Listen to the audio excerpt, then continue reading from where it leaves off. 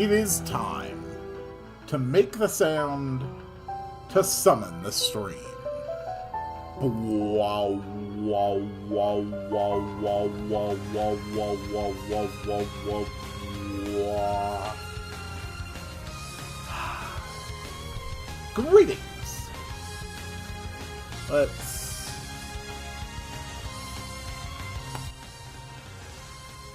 That is still loud.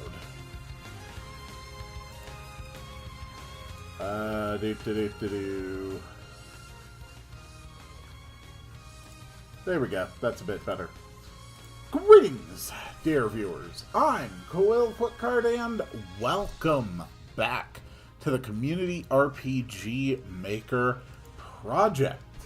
If you are new here, or stumble across this, for more than a year, I've been building a game in RPG Maker MZ while using as many comments and suggestions and ideas from viewers and commentators as possible. Anybody who wants to participate in the project is more than welcome to. All you have to do is catch one of the live streams and chat there, or watch some of the VODs and leave comments on those. Or you can always join the channel Discord. There's a link down in the description. As long as you can get a message to me some way, we are happy to integrate ideas. And boy, over time, we've got a lot of ideas. These are just some of the notes, many of which are things that people have suggested for the project. And I actually consolidated a fair bit of them just in the last 10 minutes. So, yes, we are always happy to take suggestions. Good morning, the Rainbow Gaming. Good morning, Coles. Welcome to the stream. I am actually feeling pretty damn good today. I'm actually in pretty good form. And as I have promised last time, we are going to have this be a longer stream today. I'm going to shoot for around the 3-hour range, but we'll see how that goes. At the very least, it's going to be at least 2 hours. And I've gotten a good list of ideas for what we are going to be working on today. So, today's priorities in order. 1, we want to design the mercenary mini-boss fight mechanics. Currently, we are inside this island base here, which is part of an area connected to the jungle. We're going to have a scene where we see some dialogue from the magic cat here. And we're going to end up fighting this boss here, who I think I made, a basic form for. So we're going to design the mercenary mini-boss mechanics. Then we're going to work on the actual event that sort of introduces that fight and the cat and everything, and then the cat escapes and we get an idea of where to go. Then we are going to design some Tier 8 equipment. Tier 8 meaning the level on the spreadsheet where I keep track of all the various item stats. We are going to design some Tier 8 equipment and put them in chests in the jungle and in older areas that you can access now that you have the hook shot. We are going to add an item that virus-type enemies drop called mitochondria that recovers a little bit of your stamina, because as we all know, mitochondria is the powerhouse of the cell. We're going to design 2 small swamp areas that you can access from the overworld. We're going to add some invisible and shield mechanics to enemy fights in the jungle areas. Just because that's sort of like the new combat mechanic, and we are going to do something with it. Should be fun. And finally, we're going to place some of the newly designed equipment around the world.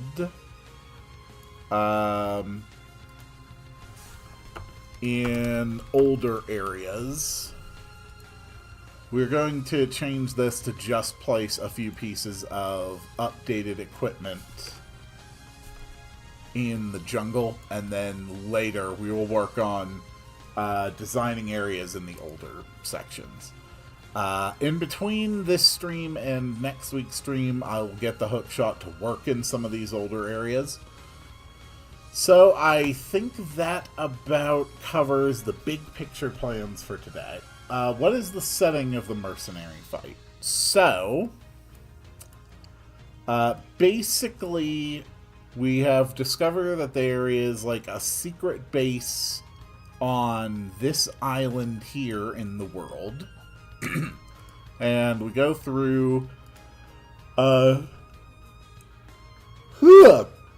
we go through some thick areas of jungle in order to get to a cave which leads to this base, and this is sort of like a secret staging area, storage area that the magical cats have been using to plan and launch their operations, trying to get the bat folk and the cat folk in the swamps to fight each other. So, that being said, let's take a look at this mercenary. I don't need it to be a boss fight on like the same level of difficulty as the last one, which was Captain Klaba and First Mate Goldback. But we should have some interesting stuff here. So, let's think.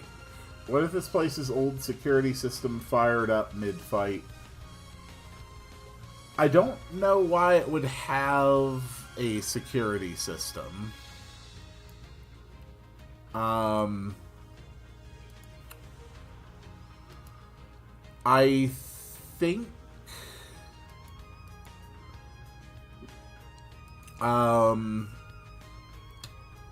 think having him summon like hidden enemies during the fight and or using shields might be fun. Like he could summon like invisible ninja bombs or something. And then you have to detect the hidden ninja bombs. That would be a possibility.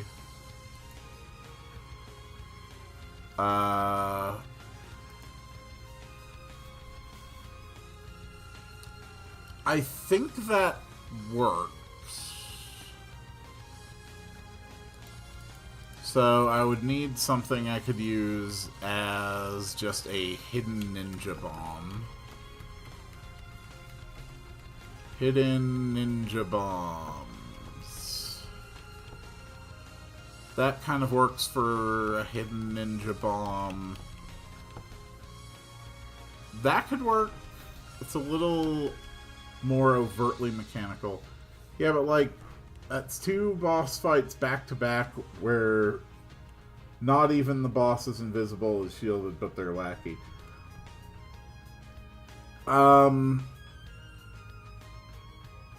That's actually a really good point. We can definitely consider a different way of approaching it. I still kind of like the idea for a boss summoning ads, though.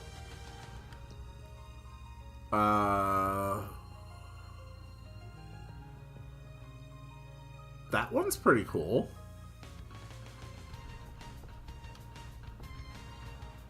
He could summon imps. Imps work.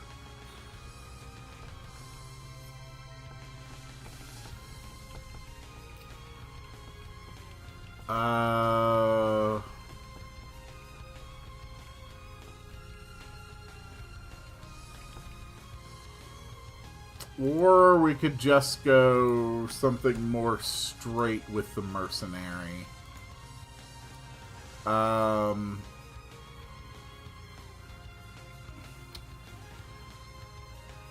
Let's see. What kind of enemy skills have I developed?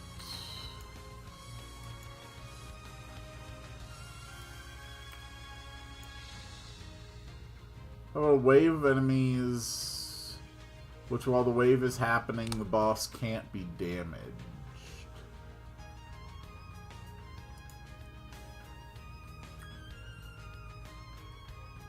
I like that. Why don't we do that by having the mercenary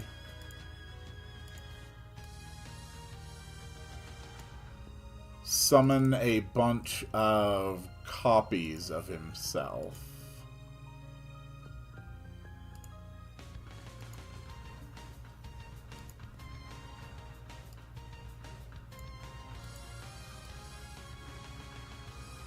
Like, we could do a basic thing where the boss splits into 3.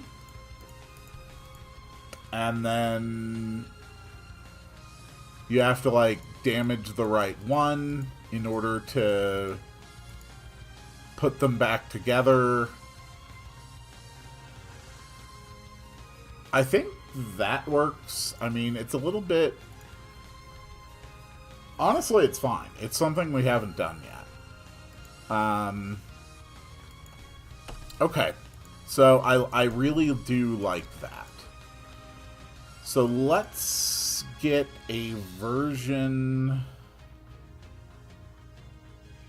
So, like a guessing game. Well, we'll do the normal thing where the fake ones are going to be taking a lot more damage. So, it'll be kind of apparent which ones they're doing. We can add counterattacks to punish using AoEs. That's definitely something that can be done easily.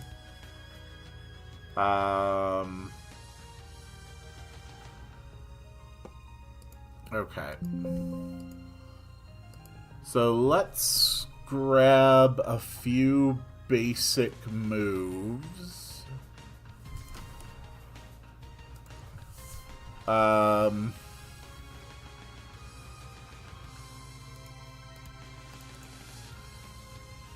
I think a very slight tent would be better, and the fakes dealing less damage.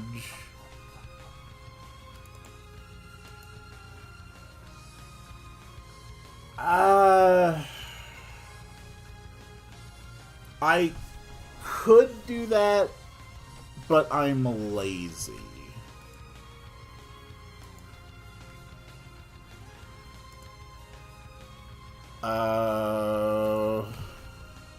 There we go. Let's have just like a wind blade.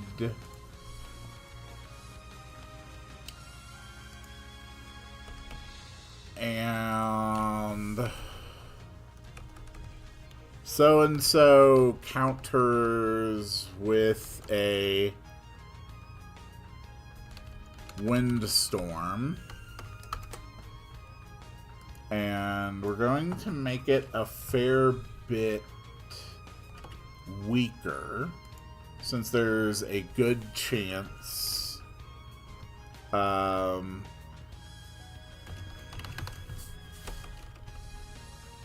that the players are going to be hit by multiple instances of this.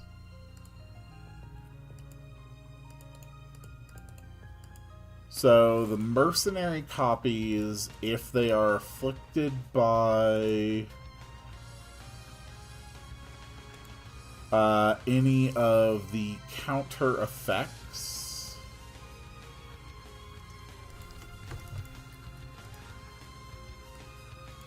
they will utilize the wind counter at the highest priority.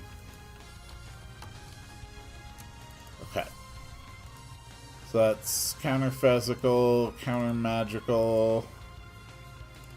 Counterattack. Counter fire. Counter ice. Counter lightning. Do we have any other counter conditions that I made? No. Okay.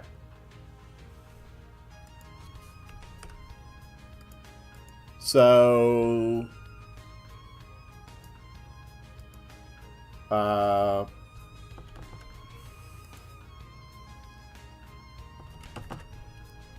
these are going to be the mercenary counters. Or these are going to be the split mercenaries. When they get hit...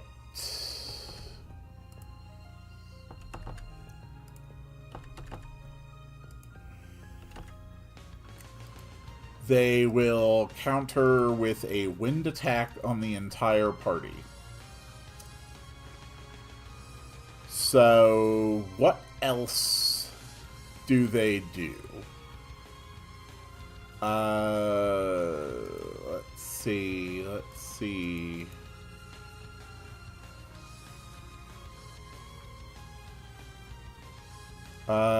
Bind is pretty good.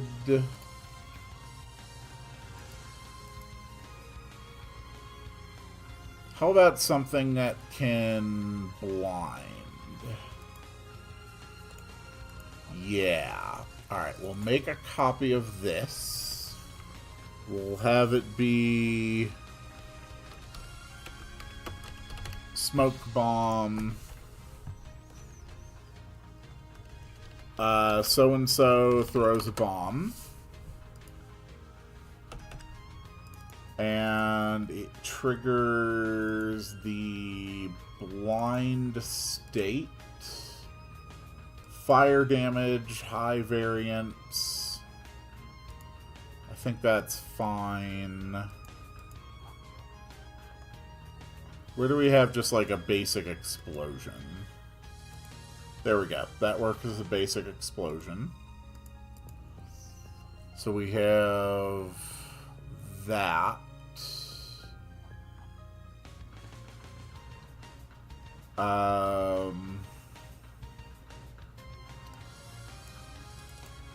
Let's grab the basic attack.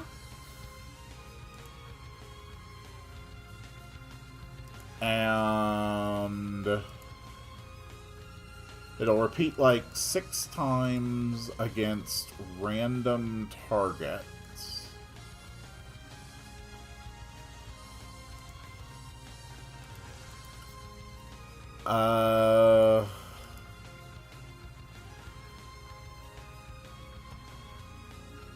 Honestly, just a regular physical slashing. Throws a bunch of shurikens. Okay, that works.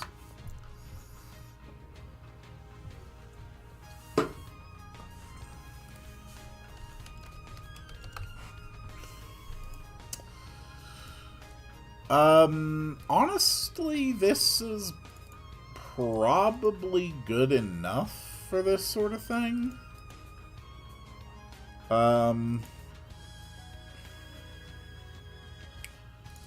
Okay, so he will open with a smoke bomb and then use another one every 4 turns.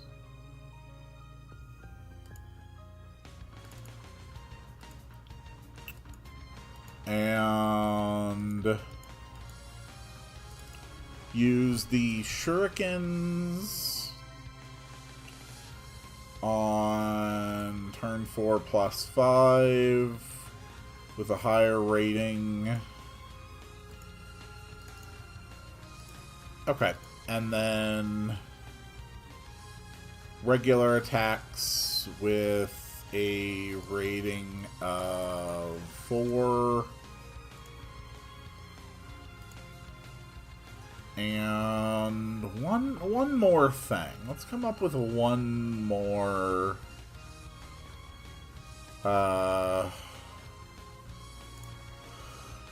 one more, like, skill for him to use.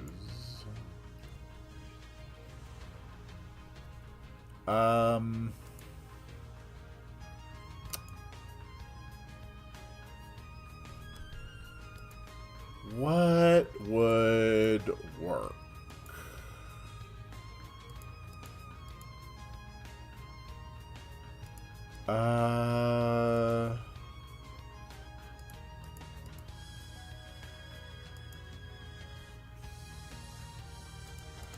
Honestly, screw it. Just a basic lightning move. Why not? It doesn't need to be something like crazy fancy.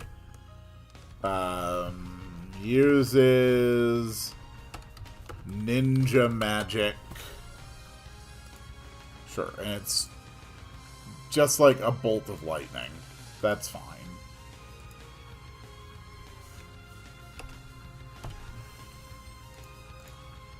Okay.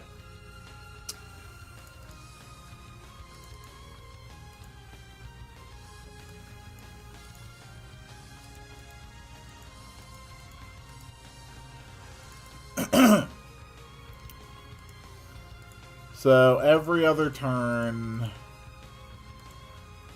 there's a chance he'll use ninja magic.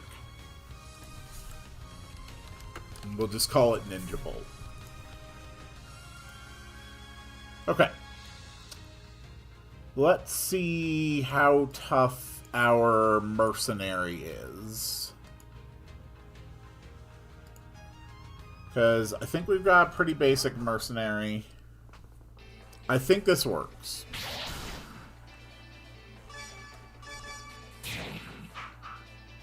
How much are regular attacks hitting for? Okay.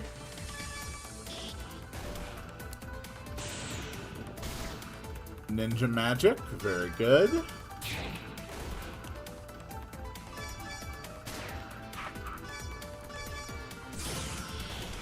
Okay.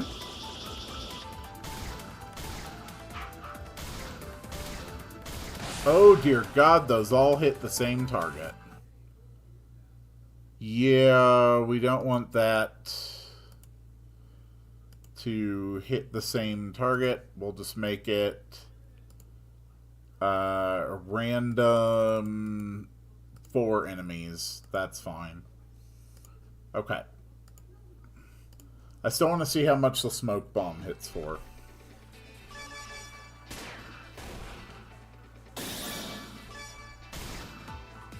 Okay. Yeah, I think that's fine. So we're going to lower him to about 7,000 HP. Not terribly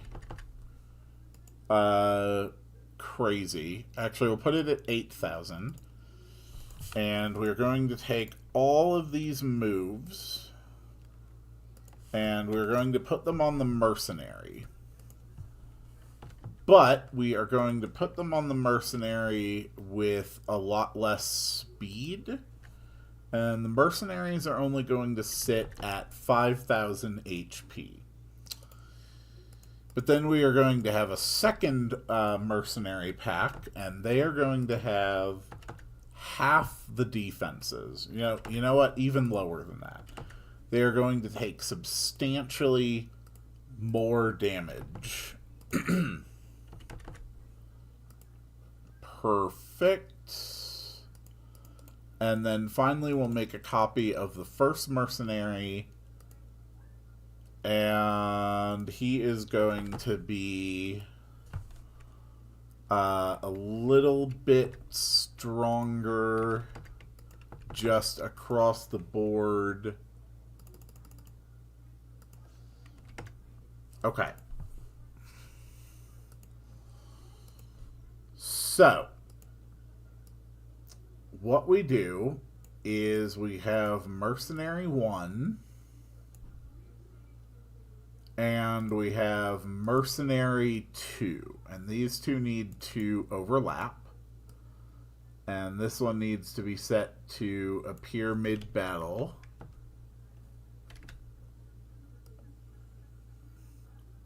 Okay, that's fine. There we go. And then we will have one regular mercenary. And then 2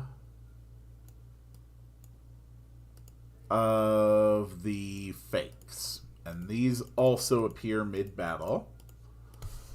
This is going to be the mercenary mini-boss. Now we start adding conditions. So when the first mercenary's health is at, let's say, 25% or below, and yeah, that's fine. Okay. We will have the mercenary say something. We'll have him say, not bad, but I'm not out of tricks yet. Okay. And then we will make enemies 3, 4, and 5 appear.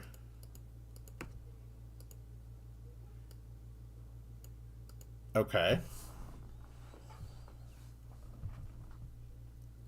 Yes, I think that works. Okay. So we need some priming stuff.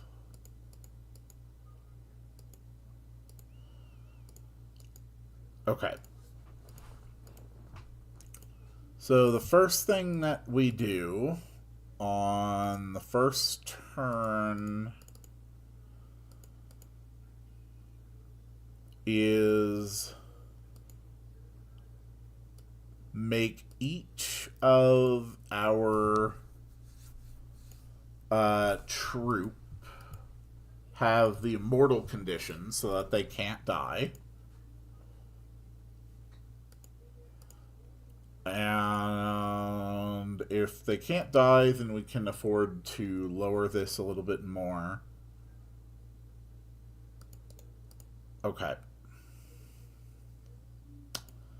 So then we remove the immortal state from Mercenary 1. Mercenary 1 loses all their HP. And then the other mercenaries appear, and they should have counterattacks. So let's see if this works as intended. Let's give it a proper chance, so we need debug code 100.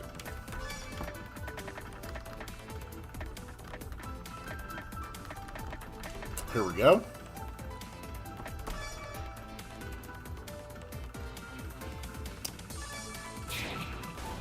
Okay. Katasby, precise strike. Good work. Chaos Bolt.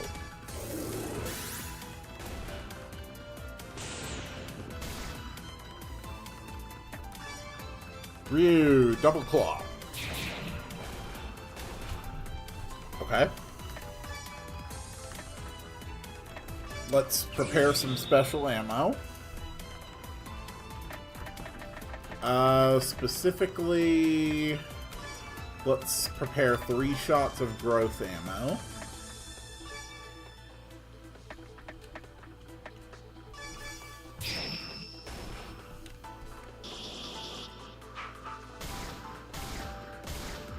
Okay.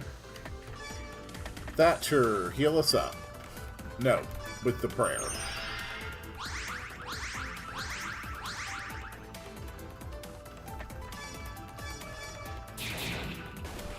Okay. Swarm Call.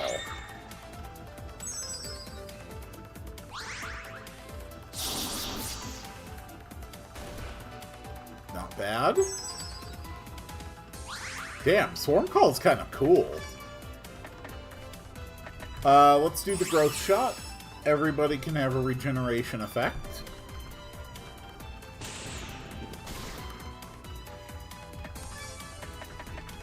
This is a little bit weaker than the players will probably be when they reach this point.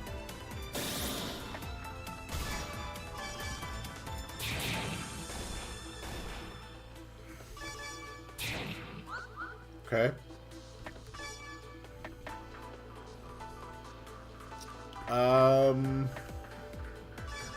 How much does Cat Flick do these days? Not much. Alright, that's fine. What about the pyramids? Okay. Yep, there's that ninja magic. Let's actually go with Red Dragon form. Remove your blindness and increase your crit chance.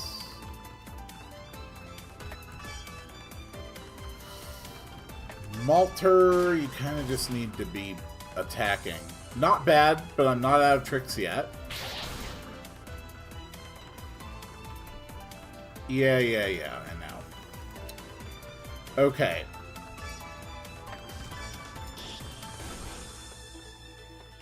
So, obvious problem. Okay, windstorm counters. Okay.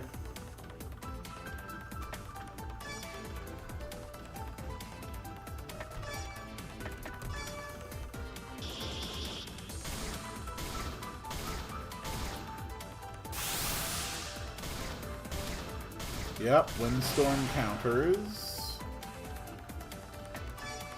Let's try fire breath. Make sure the damage difference is noticeable.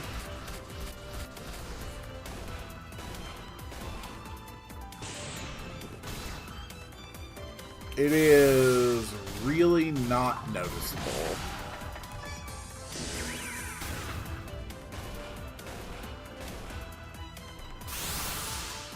Okay.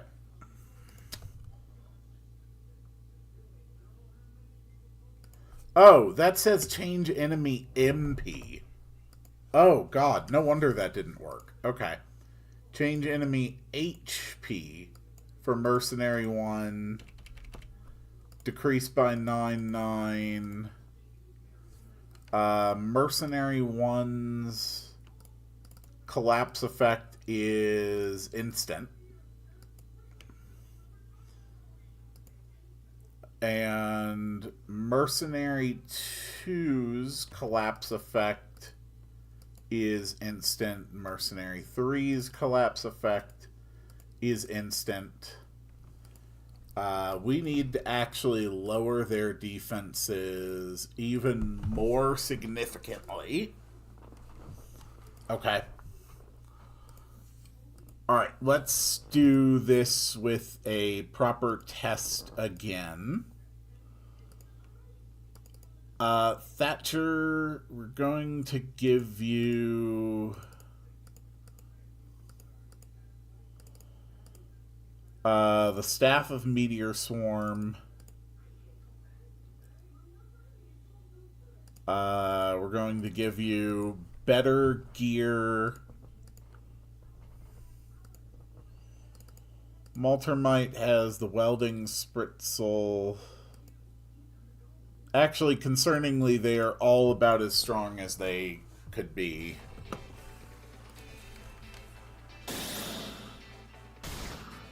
Okay.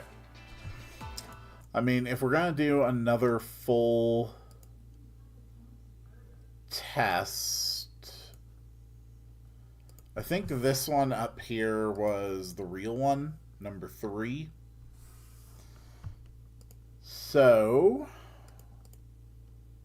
when number 3's HP is at 10% or below, here we go.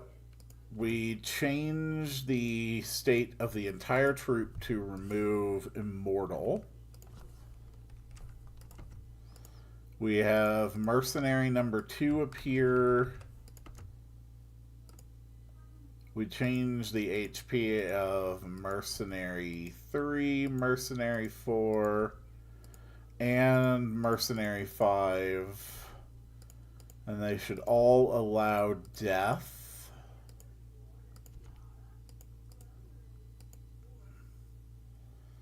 Okay.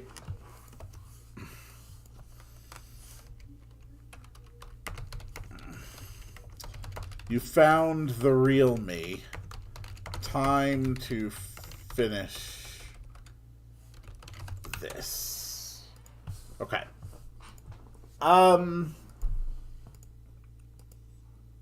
Okay. I think that's fine. Honestly, we need, like, lower defenses, though. Alright. And we should really get some extra kind of trick onto the mercenary. For his final form, which will only have 5,000 HP.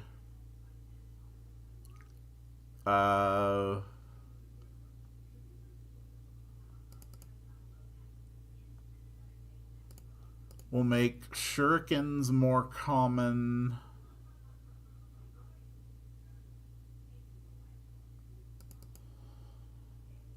Smoke bombs will be more likely. Okay, I think that works. Alright, so this should be a finished ninja mini-boss. Let's start by activating debug code 100.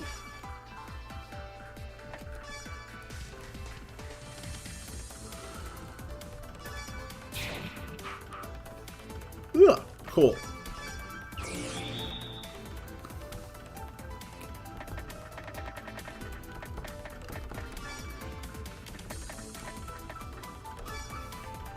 Growth shot is ready.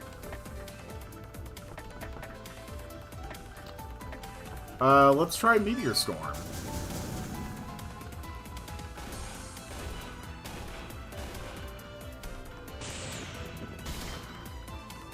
Okay, ninja magic hurts like hell. That's good. Can we make you bleed? Yes, we can. Double claws. Holy crap. Growth shot.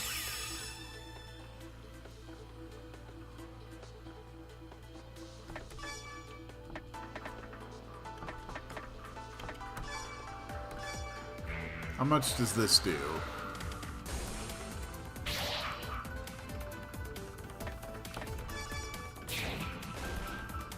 Alright, we're actually hitting for pretty respectable amounts.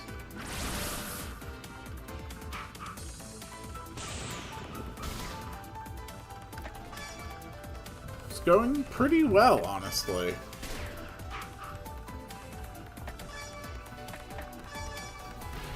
We can hex you too, though. Well, we can try.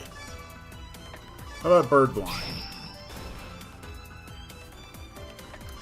Ryu, more double claws.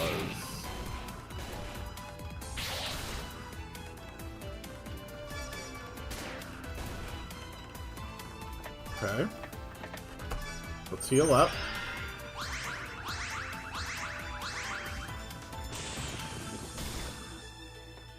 Good.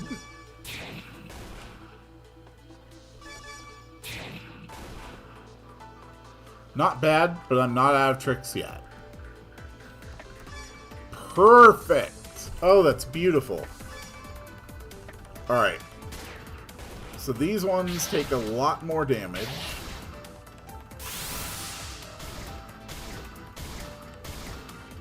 And the counterattacks are pretty brutal.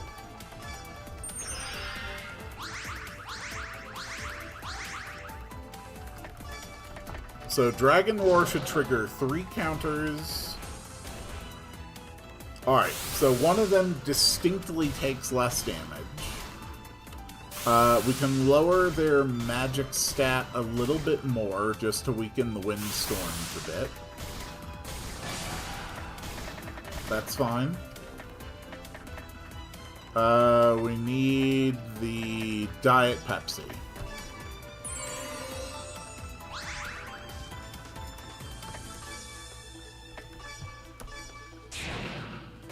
Alright. So that is our primary target.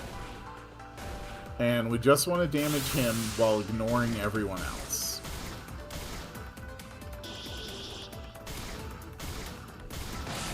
God damn.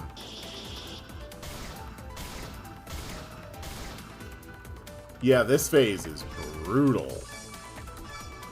We definitely need to weaken the copies.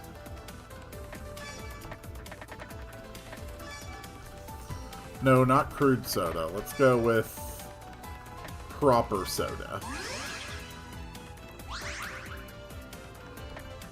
Okay. That should be fine.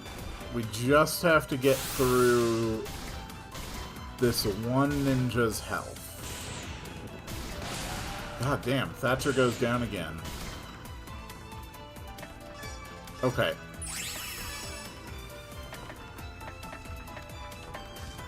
Dr. Pepper on Ryu.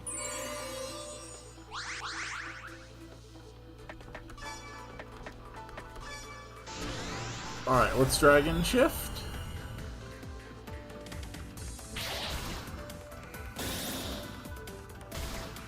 Okay, we got a bomb. And a bomb.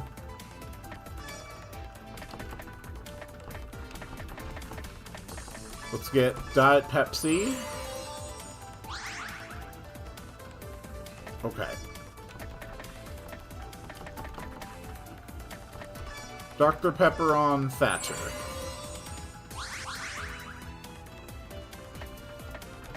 Okay, we're gonna Dragon Shift Green in order to take reduced damage from physical. So that'll reduce the power of the shurikens.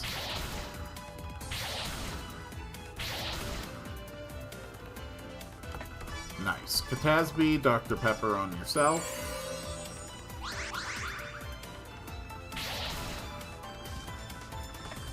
Okay. We should be fine. Heal Malter.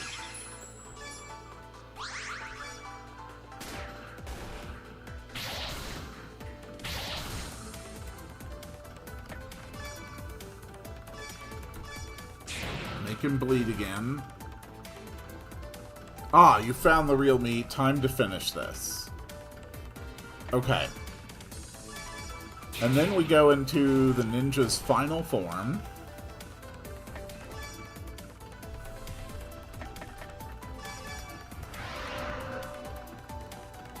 Dang. And now that they're back single again, we can go back to our strong single target attacks. Katasbi can use the drugs. Ryu's double claws are absolutely brutal. We need our growth shot again.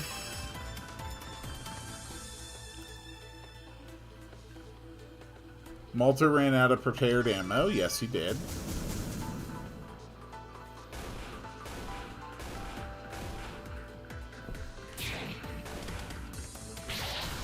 Okay.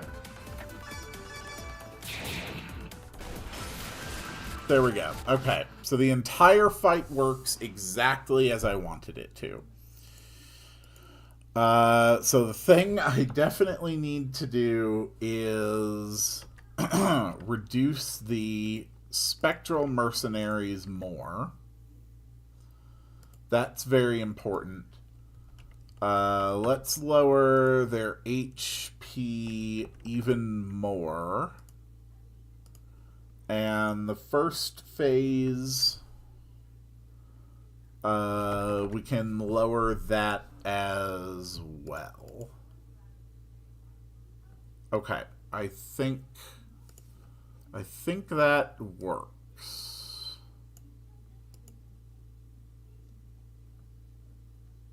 Yeah, all right. So we now have the first task of today done. We have designed the mercenary mini-boss fight mechanics. Now we need the event where we actually come in here. So it's going to activate right here on the player touch. This is going to be the event trigger. That is the magic cat. That is the ninja. Okay. So let me refresh exactly what dialogue we did here. Okay. Uh-huh. Okay.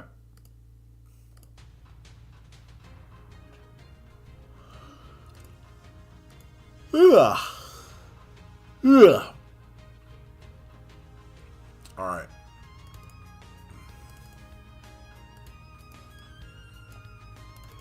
So we'll start with the cat talking.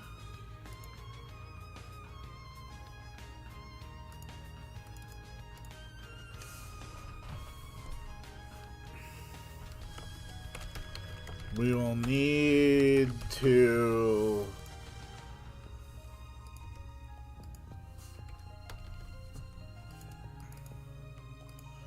and then this guy will say something. He will simply say, "We are not alone." And so the magic cat will turn left.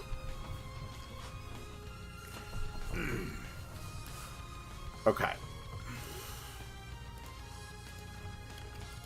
Well, the first thing this event needs to do is turn itself off. So that's the important thing. It'll be like, as I feared.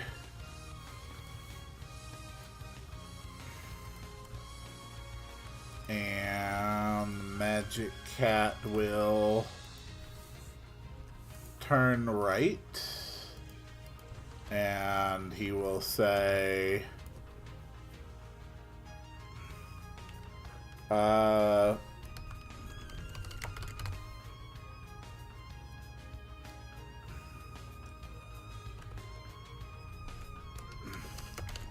keep them busy. I will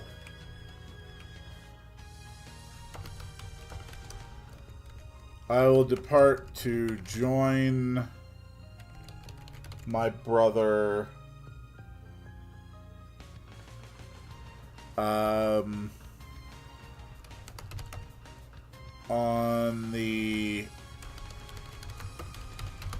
I will depart to join my brother on the southern island.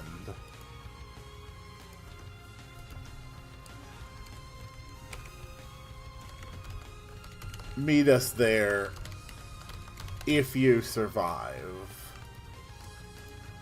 And the ninja will say,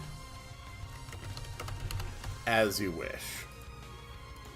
Okay, and then from this location, cat needs to go up, right, right, and right. 1 up, 3 right.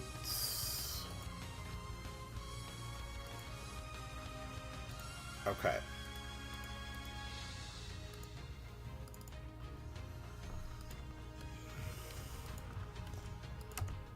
Okay. Move up. Right, right, right. We're going to turn the throughs on. After you get there, turn the transparent off. Okay. And then the movement route for the raft. It will wait about a second and a half. And it will move up and away.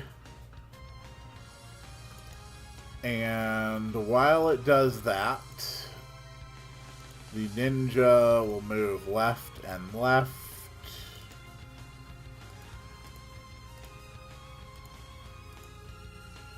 And the ninja will say,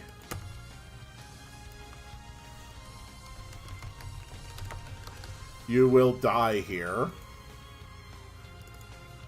And that will trigger the battle with the mercenary mini-boss. Okay.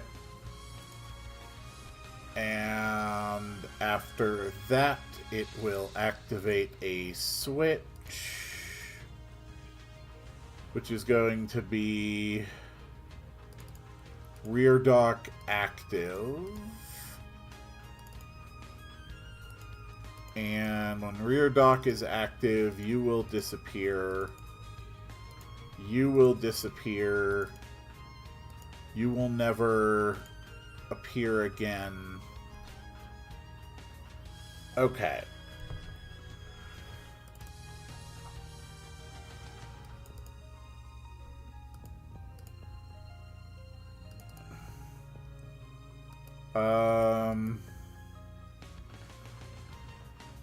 Okay, the letter itself indicates coming to the South Island, so I don't actually need to have him... I don't actually need the cat to say this. I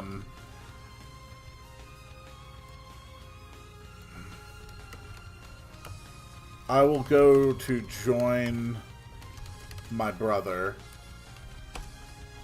Meet us if you survive. Okay. So then we are going to have a conditional. So if letter red is on, then Katasby will say that letter we found said that their base was on an island south of the Pepsi headquarters. We should follow them and put a stop to whatever crazy plans are going on. And if you don't have the letter red, then Katasby will say,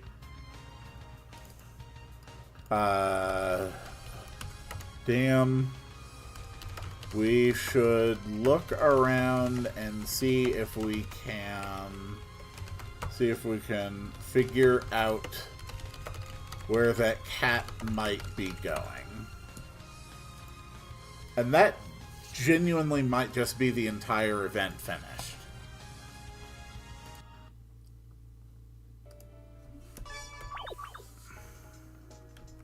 Okay. So we sneak up.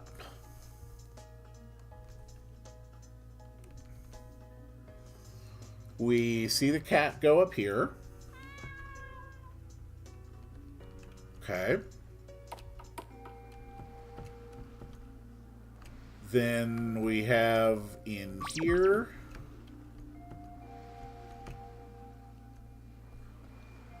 Okay, that cat was invisible and should not be invisible.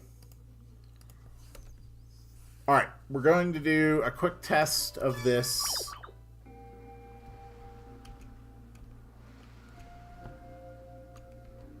We are not alone, as I feared. Keep them busy as you wish.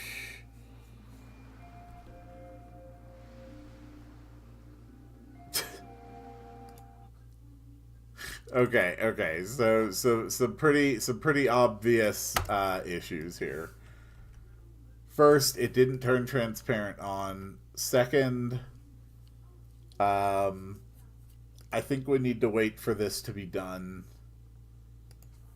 The ninja will move 3 spaces left. And at the same time, the player will move 2 spots to the right. Okay. Let's try again.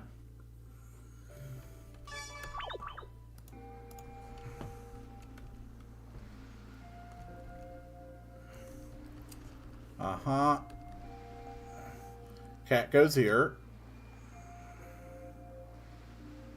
The raft departs. Okay. The ninja has 1 less move left. The wait 90 frames is definitely too long.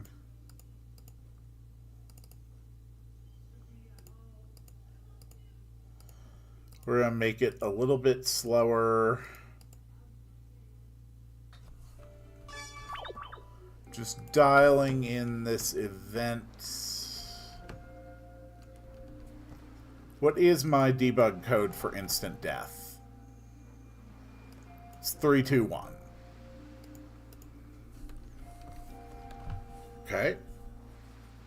Magic cat goes there. Ship leaves. You will die here.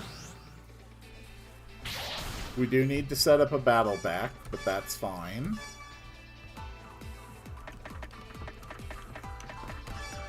Debug code 321.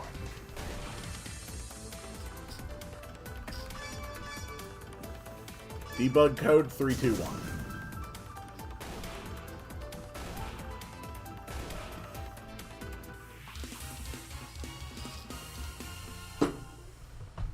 Okay. Okay, that's actually really interesting. If all 3 copies are defeated simultaneously, it does not activate phase 3. How the hell do I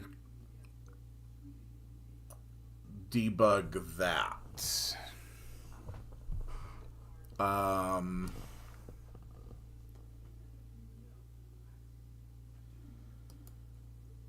That is a damn good question.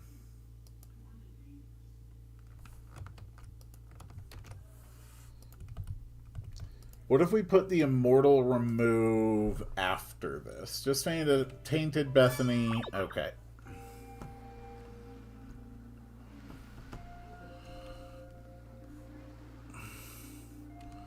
Alright, cat goes. We fight.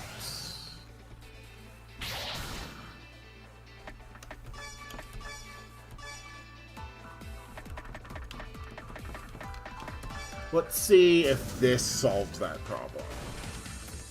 Will death occur automatically if an enemy is already at 0 and then has immortality taken away?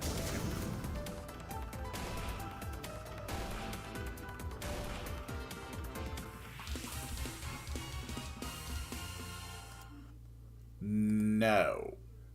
Okay.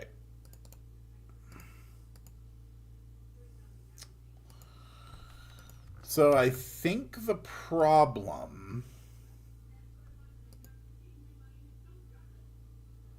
is that they are not getting the immortal state applied when they first appear. I think that is where I'm running into the bug here. We also need a battle back for this. We definitely don't have anything that's like a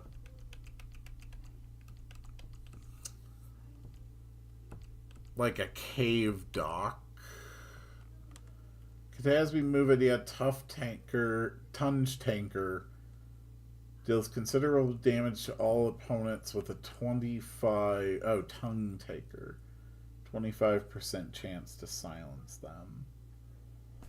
I like that. I like that. Catasby, tongue taper, damage plus silence. I think it's a bit strong to have that hit. Cat got their tongue. Oh my god, that's really good. I like that. I don't think... I think it's a bit too strong to hit all enemies, but that's a really good one. I don't know if I actually have any moves that just lock the enemy's skills. Okay. I mean, do I? Does anybody have skills that lock enemies?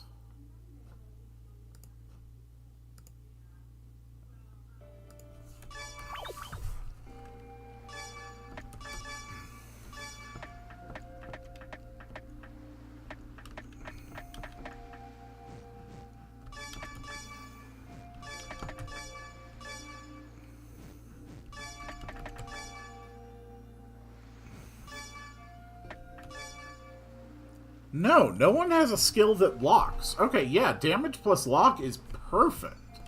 And that fits right into the Catasby basic skill structure we'd been looking at, which is damage plus debuff. And maybe extra damage against a specific enemy type.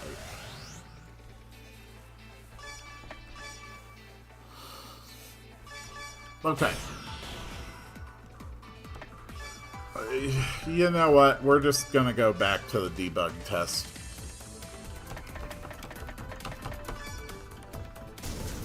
Okay, this time...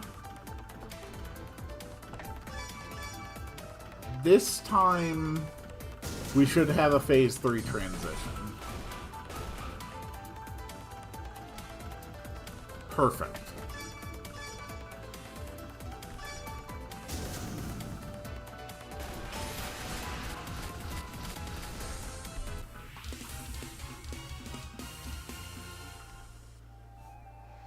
Look around and see if we can figure out where the cat might be going. Okay. Yeah, there are a lot of fun puns we could make. So it shouldn't let me leave. Okay, it doesn't let me leave. Perfect.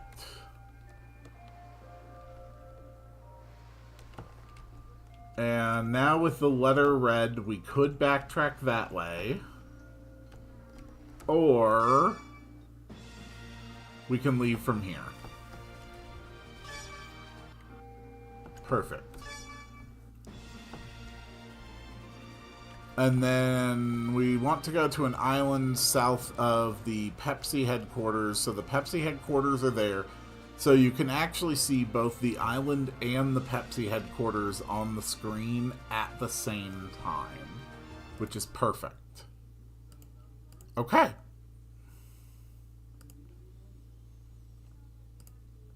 That works.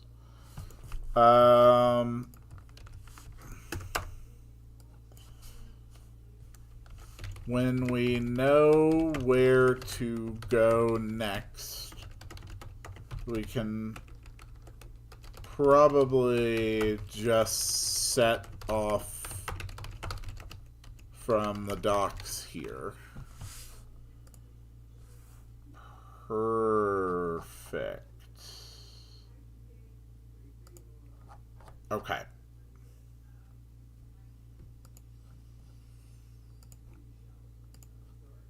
Alright, that takes care of item number 2 for today. Design the mercenary, minibot events, and cat escape. Woo! Alright, where are the Catasby skills? We had Beast Blind, Bird Blind, or Beast Bleed, Bird Blind. We are going to have Tongue Taker. Strike from the shadows and cause lock, or cause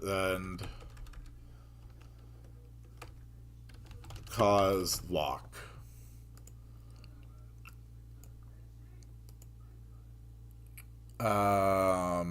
Yes. Deals extra damage to humanoid creatures. Which means that we need a new type. We need anti-humanoid. Tongue Taker is going to be anti-humanoid. It adds the lock condition.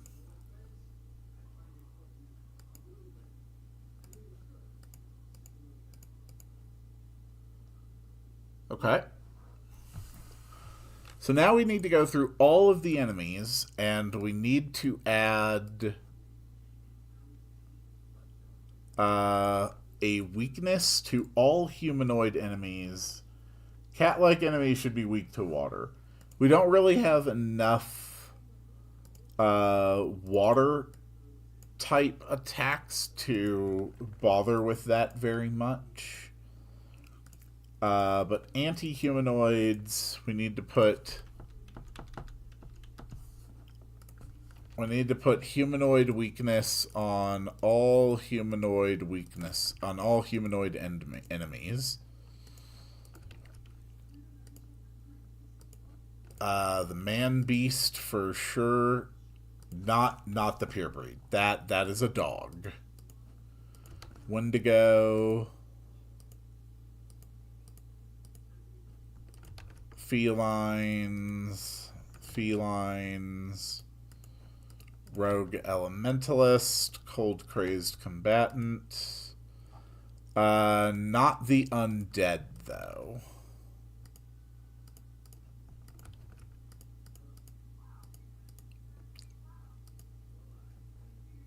Not the undead. Technically, the Amogus are humanoid. The Merc. Can you be more specific? I don't quite know what you're getting at by just saying the Merc. Oh, the Merc would be weak as well. Yes. You are completely correct. And he will be. Joel... Cole, I'm going to leave it up to you to tell me if Joel should be weak to humanoid.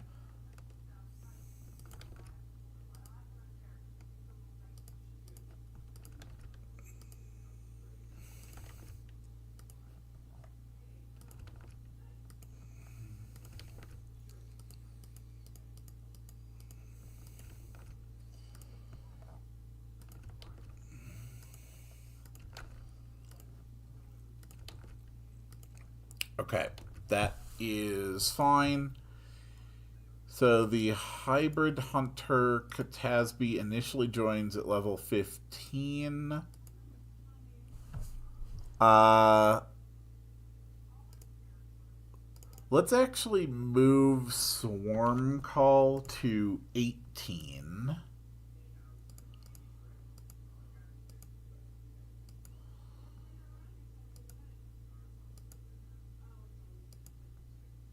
And at 16, they will learn the Tongue Taker. Joel is 3 monsters pretending to be human, but isn't, so probably not. That was my exact thinking as well. Okay, That was absolutely perfect. That was a brilliant idea. Tongue Taker is now in the game. Okay. So next thing we need to do is design some tier 8 equipment to put in chests in the jungle. So let's actually zoom this in a bit so it's partially visible. So far, the only tier 8 things we have are the dragon claws. So we haven't really ever added another version of the magic staff effects. So I think we should add one. So let's wait. No, it was technically an armor. That's how I made it work. Okay. So we need a different type of thing. I'm going to try to paint today. Do you know the British kids show The Numberjacks? I have never seen or heard of that. But we're going to have an even stronger thing here. Along with that. What type?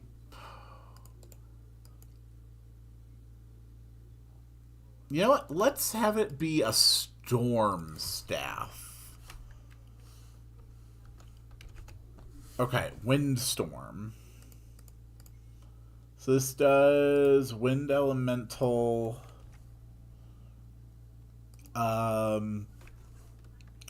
It's going to be even stronger.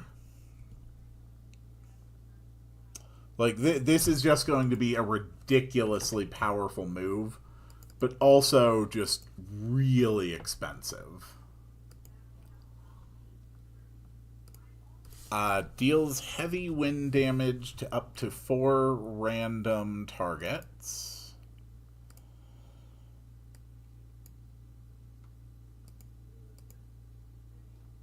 There we go. Windstorm. You have an idea. Please share it. Today has been a great day for ideas. Staff of Windstorm, a powerful magical staff that lets the user cast the spell Windstorm. And the skill Windstorm. Somewhere there should be a painting, someone willing to paint Ryu, which gives the paintbrush to Ryu stealing it. You seem to consistently have this idea in your head that Ryu is like a barely functional feral creature. Let's see. Staff is power 30. The more items we add, the less likely any of them are ever going to be used. That's just the unfortunate reality of how it's going. You have good ideas. They are all good in vacuums. In fact, in vacuums, they are great ideas. They really are. The problem, well, not really problem, but the weakness of them is that we really don't have this all in a vacuum. And honestly,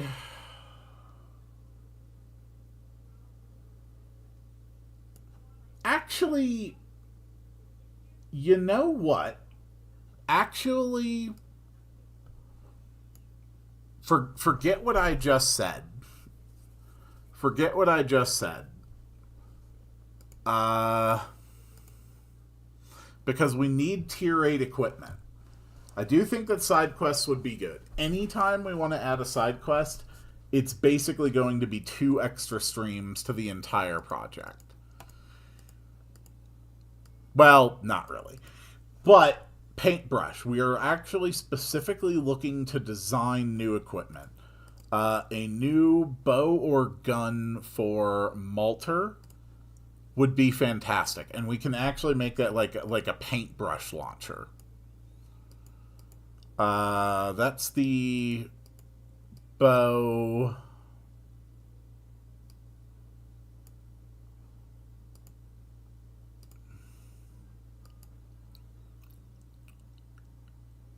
Yes.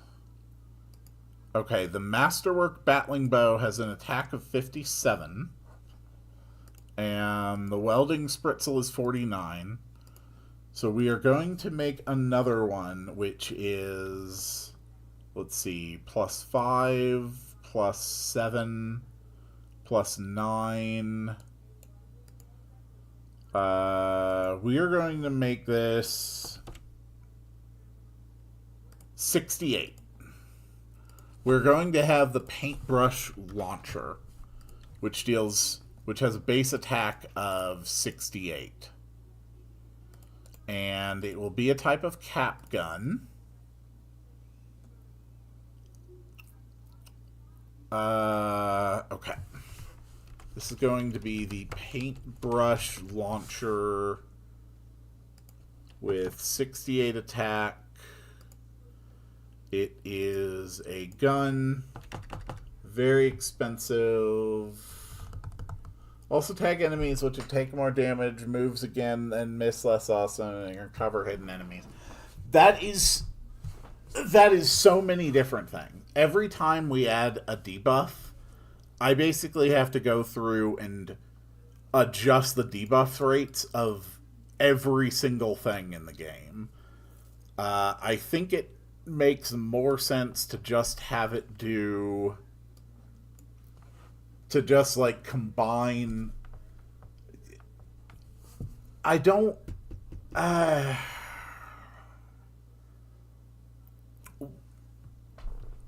mean...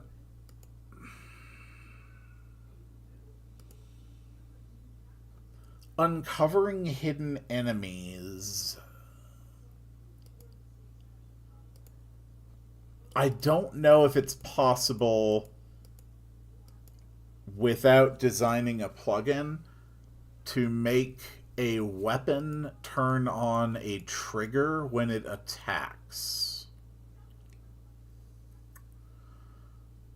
Which is how I have the uncover hidden enemies effect work.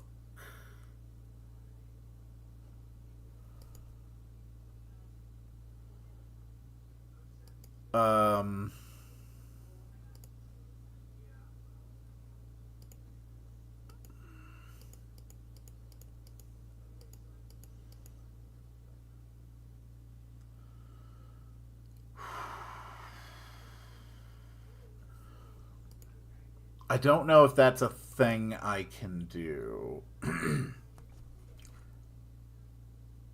There aren't invisible enemies in the overworld to be found. We can definitely have it blind enemies.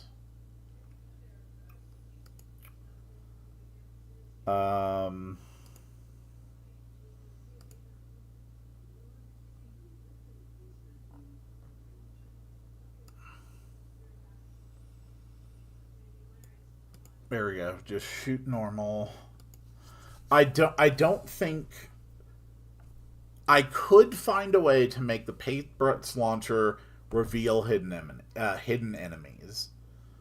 I could do that.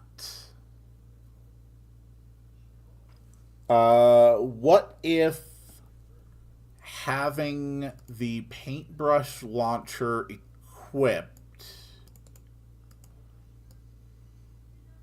gives you a skill? Paint the battlefield.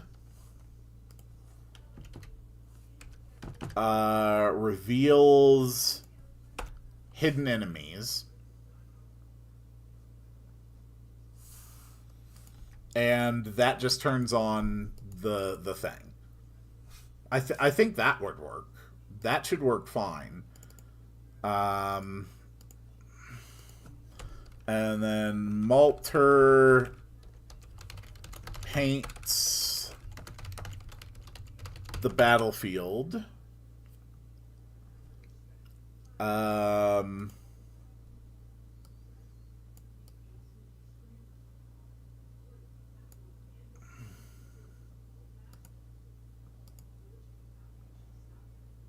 Let's see. Sure, we'll just use the water.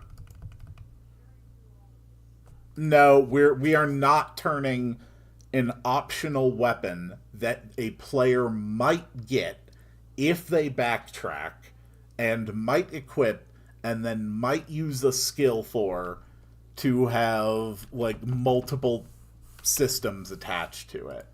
We're not going to do that.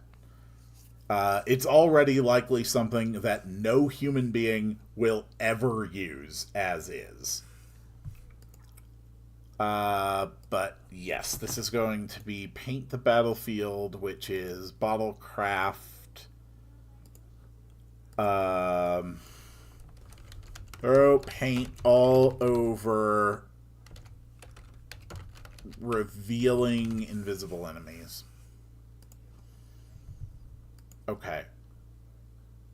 So, paintbrush launcher fires paint brushes that blind enemies, allows using the skill paint the battlefield. Okay. So it adds the skill paint the battlefield. Okay. So there we go. We now have the paintbrush launcher. We now have the Staff of Windstorm.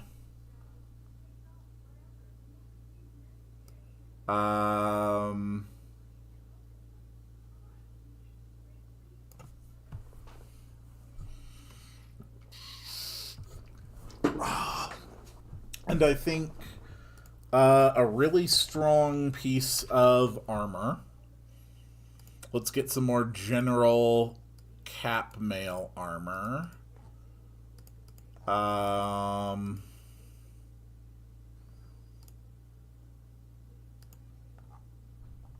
Those are all for crafted things.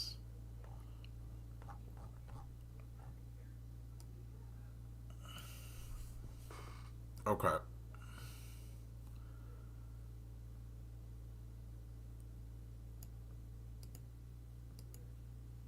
Alright, we'll take this reinforced breastplate.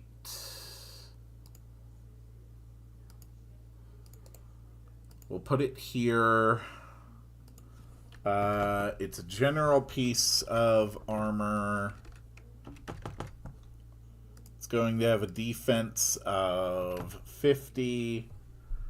Really funny is the last piece of armor the player gets access to is a trash can. Will it be?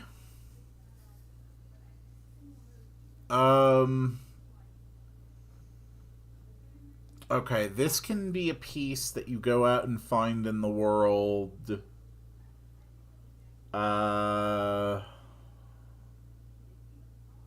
me think here.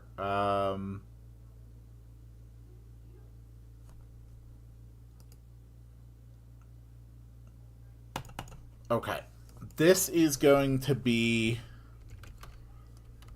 the Magma Forge robe. Magical robes with high defense that make the wearer immune to fire. So we're going to put crazy defenses on this. and complete immunity to fire. Oh, whoops. Nope, not there. This is where we're going to have the 50, 10, and this is going to be in the lava area, whose name I forget.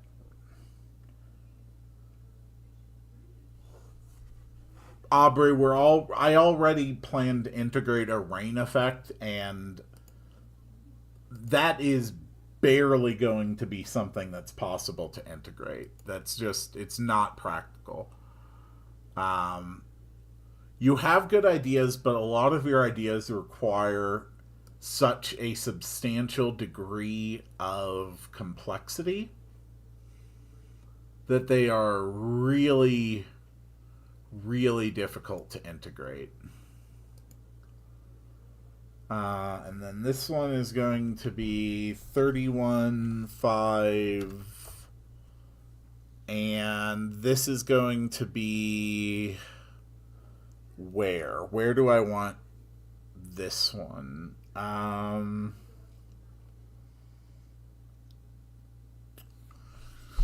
Just like some heavy head armor. The imagination's not the problem. It's just the practical difficulty of integrating some of the ideas.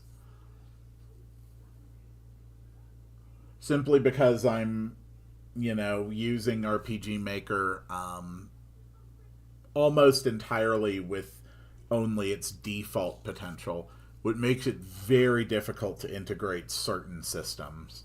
Especially when we are a year into the development and we've got so much stuff we've already designed that we have to be constantly updating in order to be workable with newer features.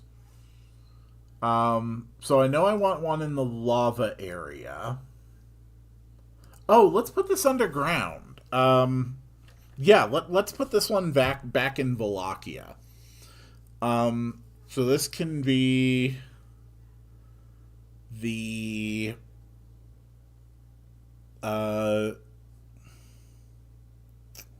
helmet, crown. This can be the headdress of the dead. Or whatever. So this is just going to be underground. Okay. So that gives us 4 new pieces of very, very high-end gear. So I think that's good. We have the Magma Forge robe. We will take this and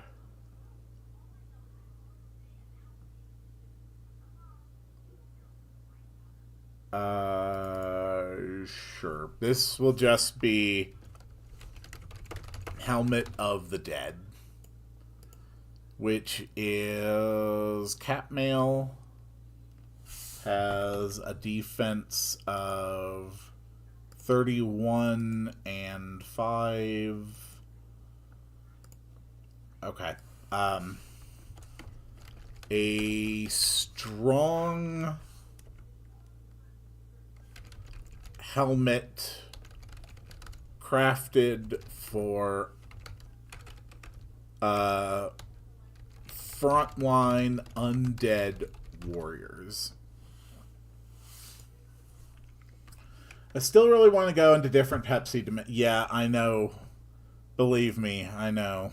I know you want that. Okay. So we designed that. We designed that. We designed that, and we designed that. Okay. We created 4 very powerful pieces of gear. So now back in the overgrown sections of the jungle. I feel like this chest is the most out of the way. So it was an obvious mimic. We are going to make it not an obvious mimic.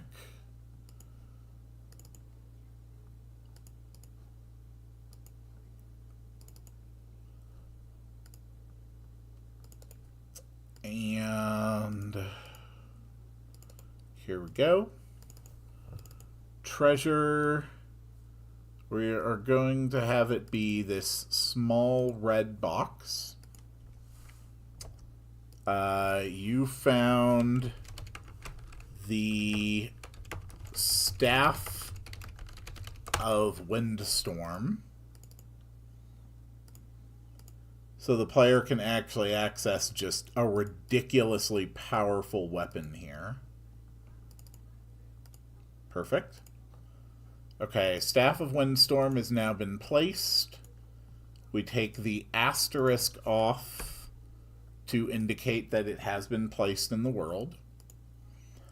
The remaining 3 items, the paintbrush launcher, the magma robes, and the helmet of the dead, we are going to place a little bit later, but we have designed some tier 8 equipment. Next up, we add an item that virus enemies drop called mitochondria that recovers a little SP. Okay, this is quick, easy, in and out. Alright, we take the Pepsi Monster and we put this here. This is mitochondria. The powerhouse of the cell. Restores 10 SP. There we go. They suck. They are basically useless.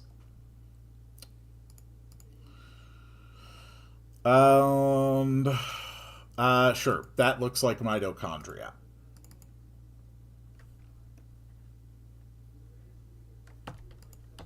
There. An essentially useless item. That reminds me, though, the paintbrush launcher was fine. I don't think I adjusted the price for the Staff of Windstorm. Nah, this is like an 8,000 bottle cap piece of equipment. Okay. Now we adjust the bacteria so that they drop mitochondria with a guaranteed chance. And you also drop mitochondria with a guaranteed chance. How much is the crowbar? I think I made the crowbar effectively priceless. Yes, I made the crowbar priceless. Oh, don't need that. Okay. So we've added an item virus enemies drop called mitochondria. Okay. So I kind of want to move on to item number 7 first. To find some places where we can put equipment into the overworld. So let's move on to the fissure. And we need both copies of the fissure because we need to make some changes right here. So what we're going to do is add a little bit of lava here. And then a little bit of dark stone on the other side. Okay.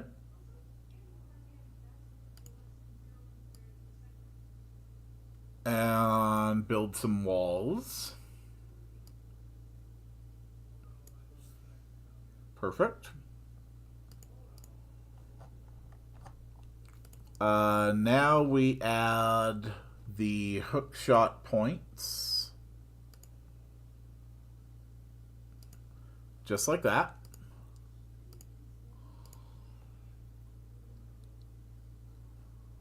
Okay. And then a little piece where it comes down like this. And that is where we are going to put the next treasure. Okay. Just like that. You found magma robes. Okay. You found magma forge. You found a magma forge robe. Perfect.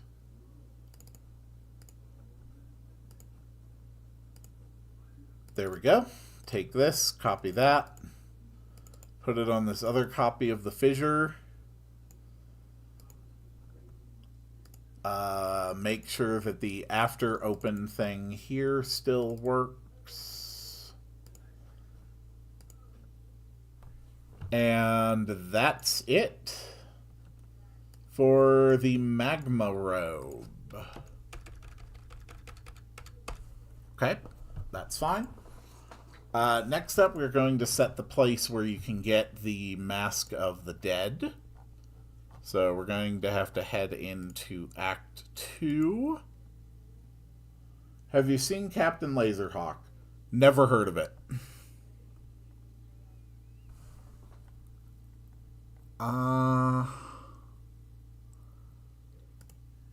Okay, so this is going to be in the Graveyard Gardens.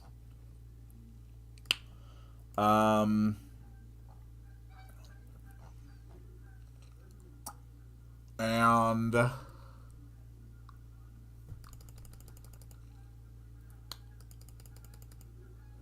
I don't like their characterization of Rain Man, not gonna lie. Okay. So what we are going to do here is have a gap of 2 like that.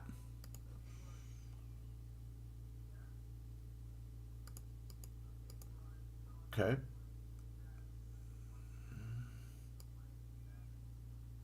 There we go.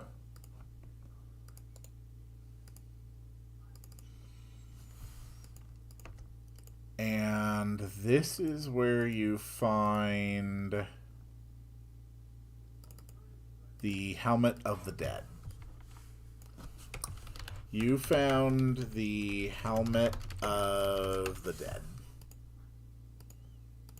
Cool. And then we just need to place a couple of these. So this needs to go there, and this needs to go here.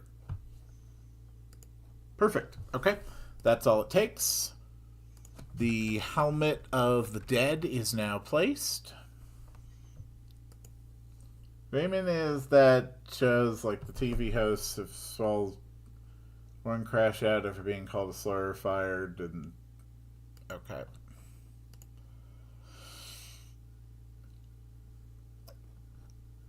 Alright, that is 2 things posted. Now, this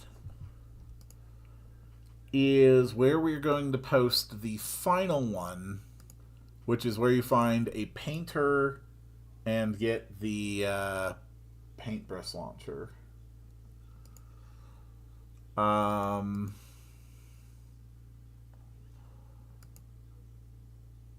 Going back to the mines would be a serious pain in the ass.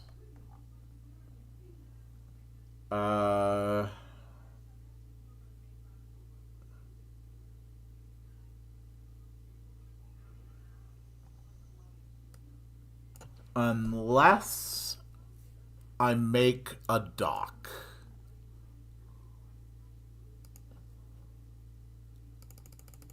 Okay.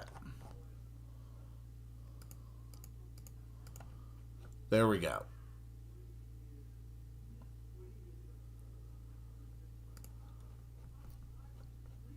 Okay.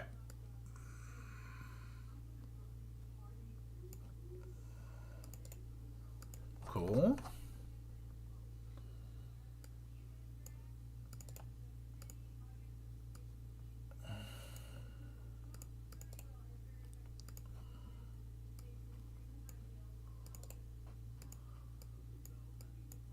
Okay.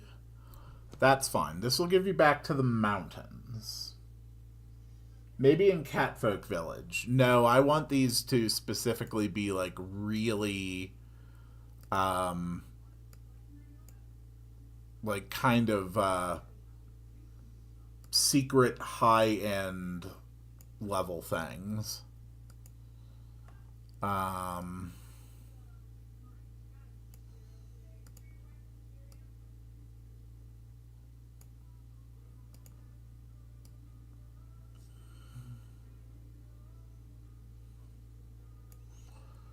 what the hell is this? It's not. Oh, it is that. Okay, the preview icon for this looked horrible. There we go. Okay. So you interact with this, and it sends you here facing right. And you interact with this, and it sends you here facing left. There we go. Okay. So we now have access to the mountain, which also gives us access to Legolas's cabin again, which is important. So what can I put up on the mountains? We need something.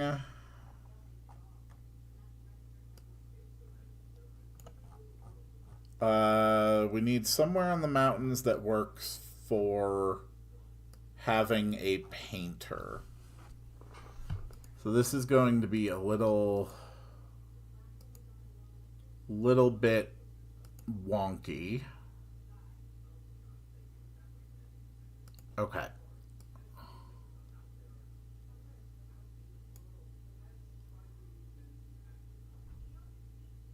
Okay.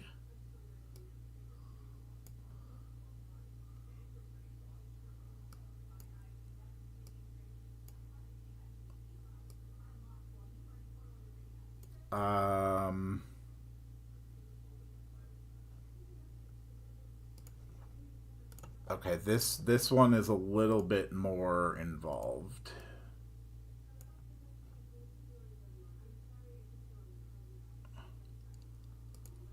Okay. That looks terrible. But I can fix it. That did not fix it.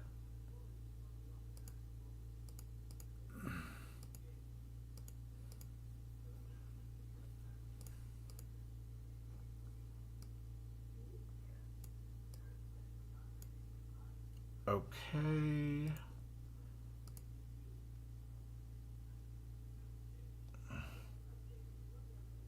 Okay. That should be fine.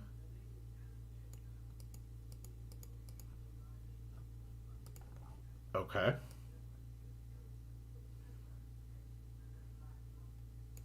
Just like that. And like that. And like that.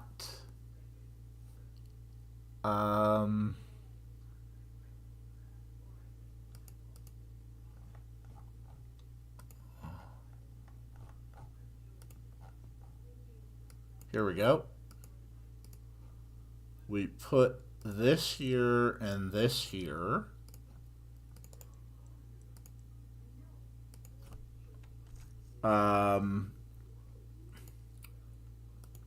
So I need, like, a gap in the mountain.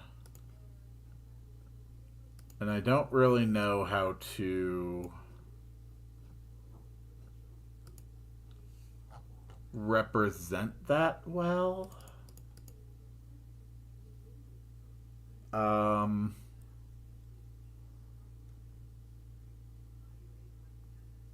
Okay, how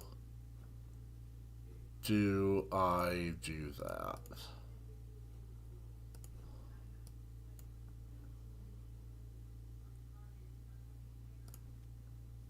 Okay. We can put a waterfall here.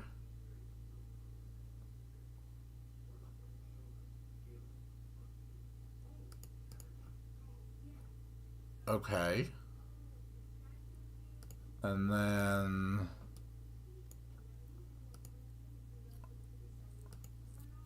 shit. No, neither of those.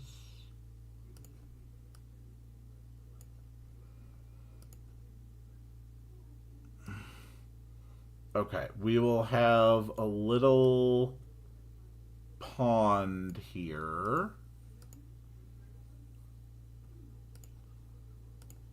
And get rid of these trees.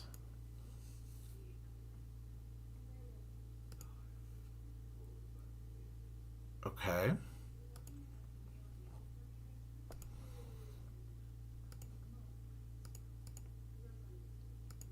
And just like that.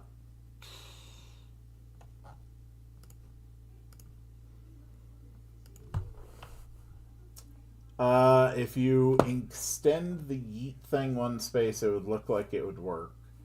If you were stranded in this RPG's world, which city town would you try to get to? Probably Wallachia.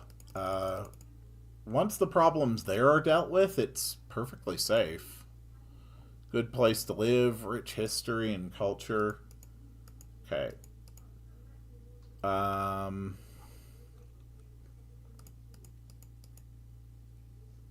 Here, like this, a little bit of decoration.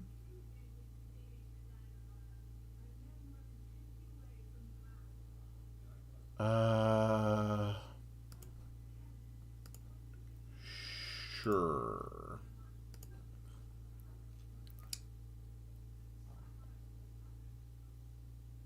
I think that's fine.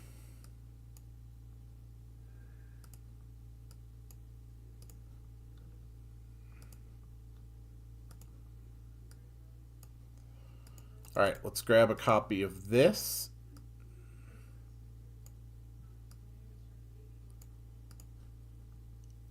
And...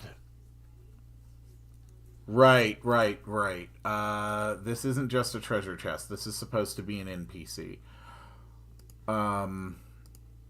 Okay. So we need a little bit of extra room.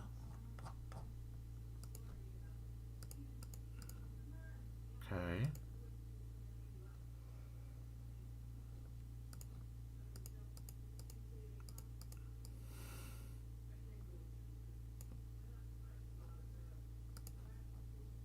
Okay. Just like that. Feel like putting paint on the ground. I do not have an asset for that.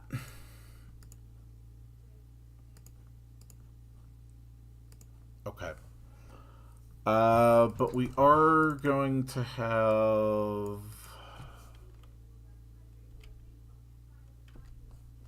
something here.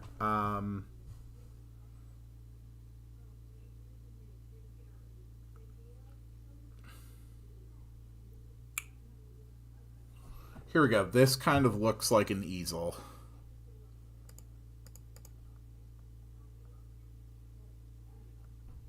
Okay. I think we need one more space. There we go.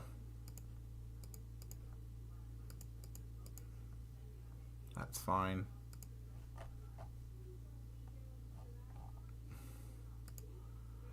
And I want like a snowy rock or stump.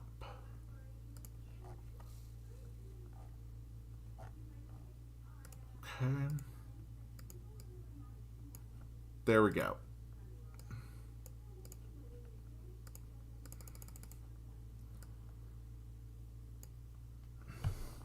Okay. So we have a guy here who is painting.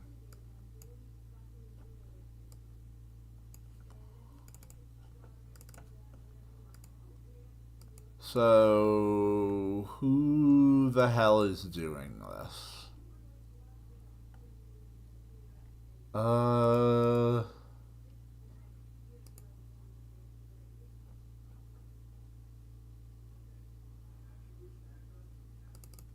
Okay, it's a fairy. Why not?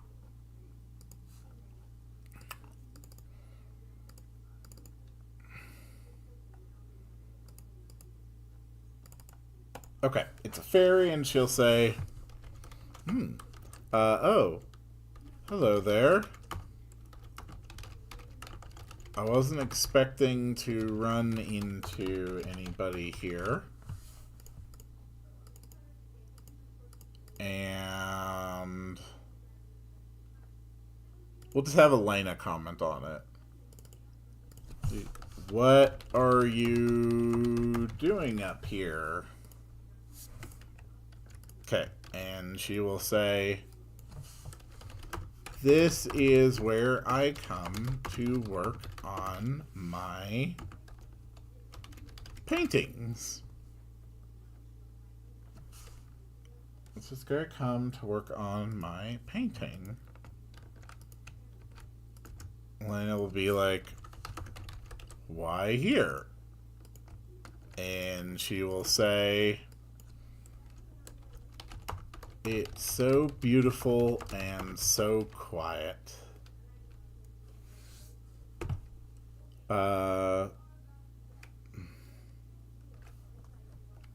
We're actually going to change this from Elena. We're going to make it Malter.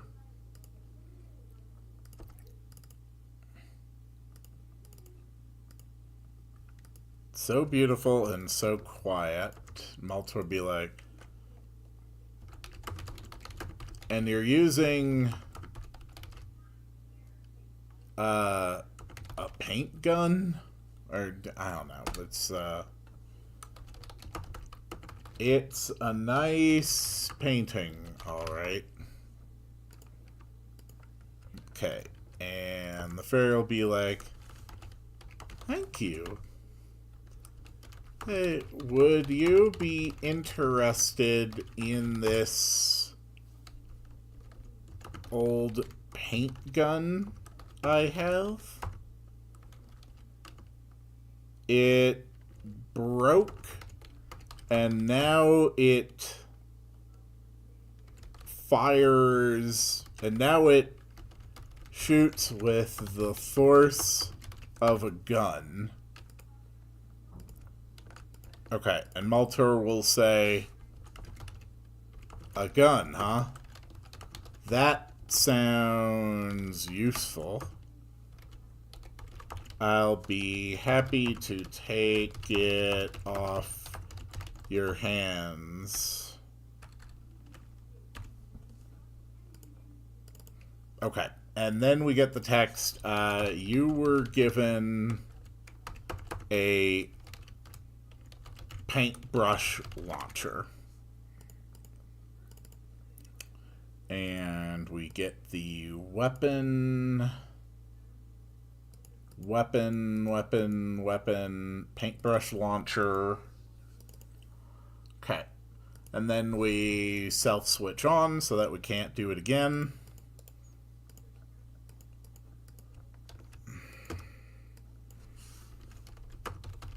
Good luck.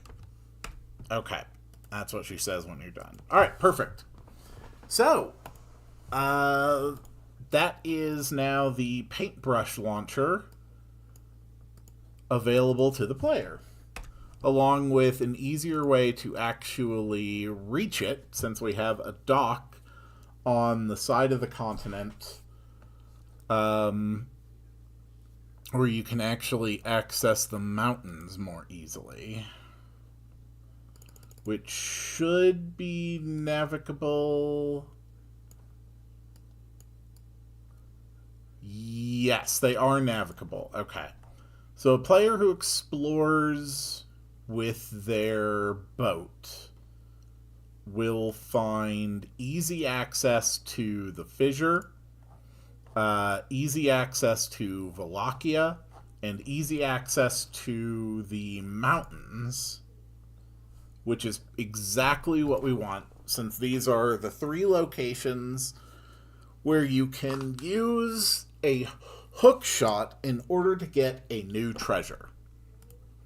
So, we have now completed this objective of placing newly designed equipment in the world in older areas. And in between streams, I'm going to have to work on getting the hook shot to actually work. So the next thing we wanted to do was design 2 small swamp areas you can access from the overworld. And this is just going to be for the swamp here and the swamp here. So they don't need to be anything like super fancy. Okay.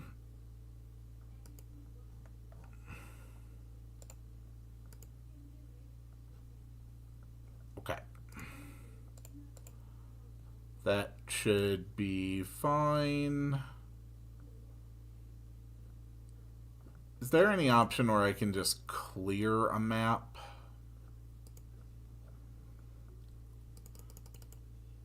Because mostly I just wanted to copy it for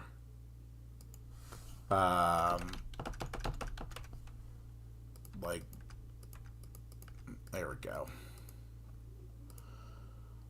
We're just going to get rid of all of the hookshot stuff. What's this one? That's the rain reset switch. That's the screen tent switch. That's the music switch. Okay. There we go.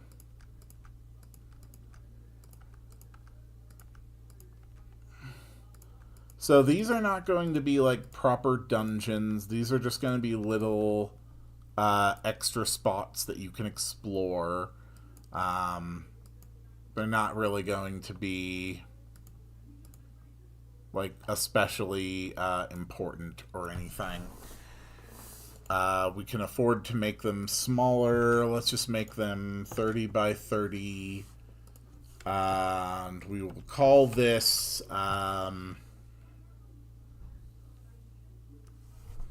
So the first one will be on the Bat Folk side. So let's call it... first off, let's increase the encounter rate. Well, decrease the encounter rate by increasing the amount of encounter steps. This is going to be... the...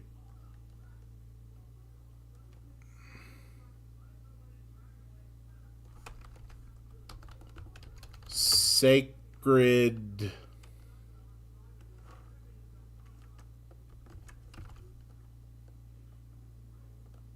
Swamp. I don't know. It's fine. And this will just be labeled Batfolk Swamp for us.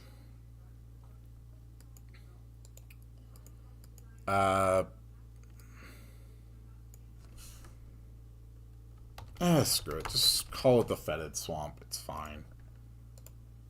And then we're basically just going to go ahead and copy the one we have now one on the catfolk side. The catfolk swamp, and this is going to be, I don't know, the shimmering swamp. I have like no solid idea for how we're going to design this yet. Okay. So for this swamp,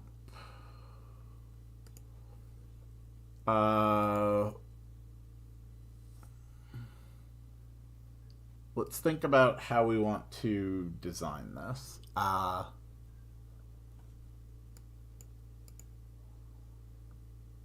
So this one, both of them are accessed from the east. So we'll have an east entrance. Okay.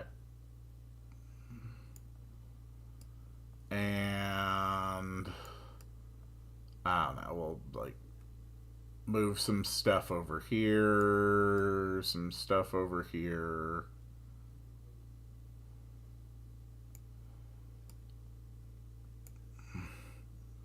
A little thin stretch of ground here.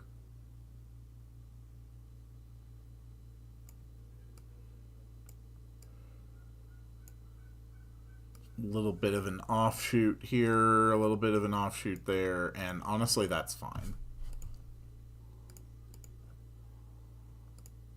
That's all we really need for the swamp.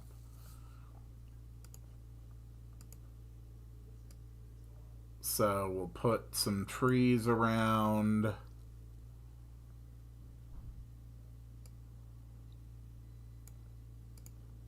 Okay.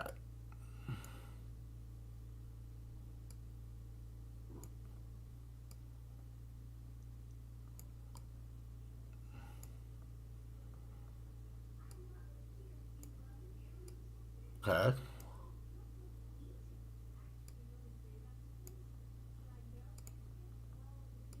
And we'll have a few areas with some trees.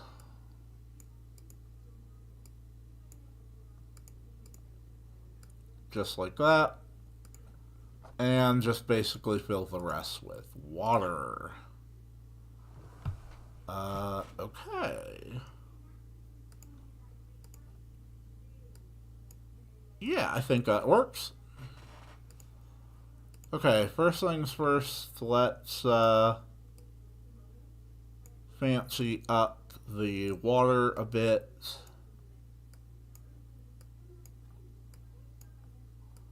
These don't need to be especially good looking. We are designing the first of the spare swamp areas. There we go. Little bits of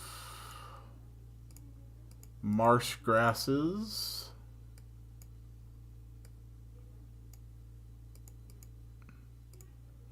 Come on. Just like that.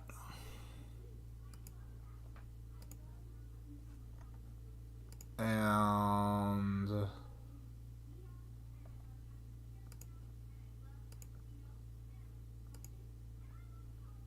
okay.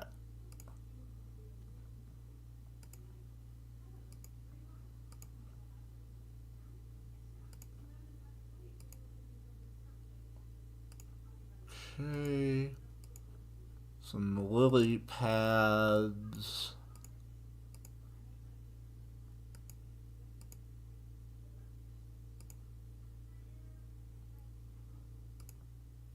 Okay.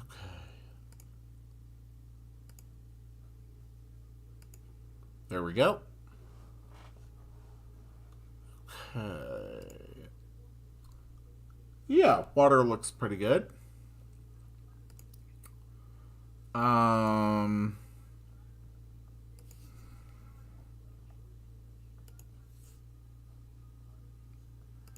Okay, let's load this one up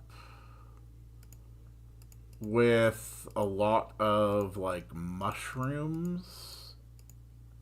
That will kind of be like the distinguishing feature of this part of the swamp.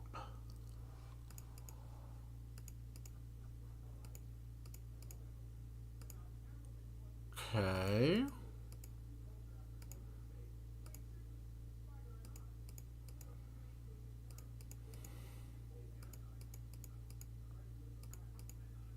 There we go.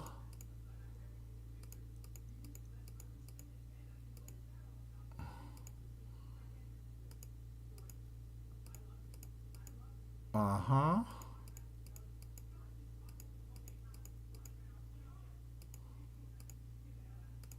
Okay. There we go.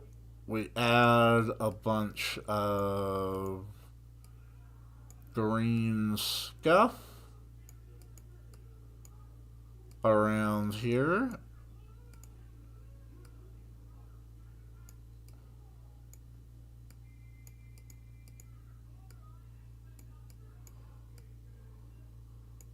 Mm-hmm. Mm-hmm. Uh-huh.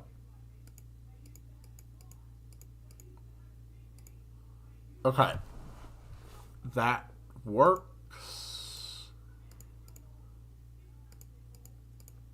And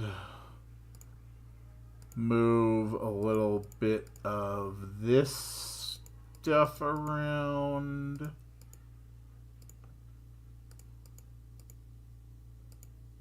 Okay.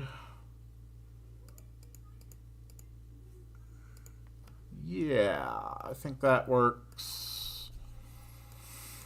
Okay, now we need some of the bigger trees. Nope, not there. Okay.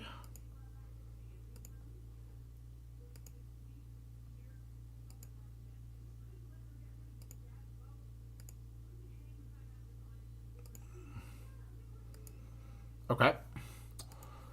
And some of these fancy flowers lying around.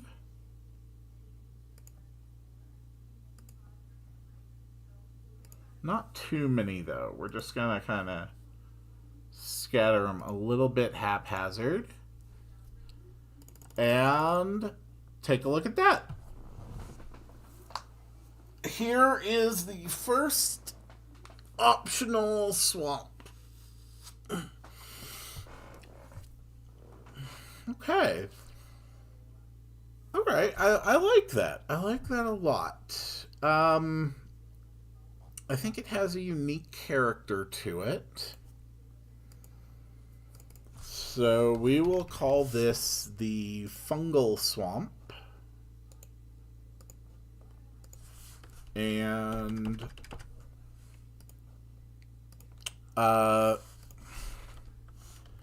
next stream,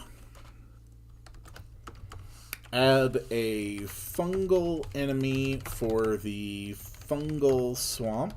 And I've already decided the other one's distinguishing feature is going to be crystals. So add a crystal enemy for the crystal swamp.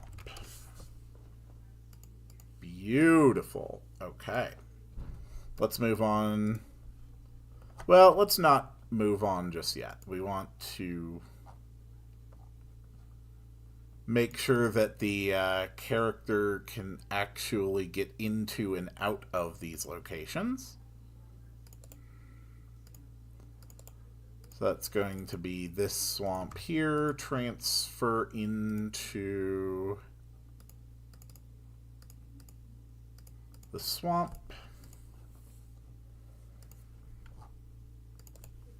And grab this in order to leave the swamp. Spore clouds. I did think of that. I don't know exactly how I would do it. Maybe I've got an extra asset that would work for spore clouds.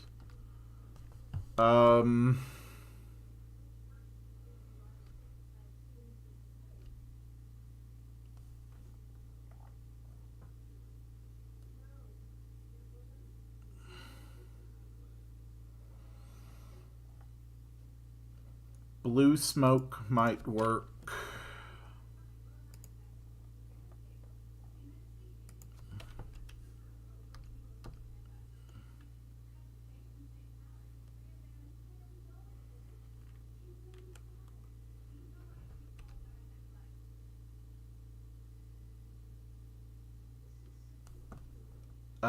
Little green shimmers might work.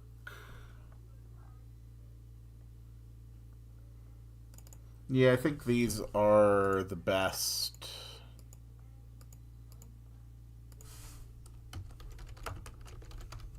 Okay.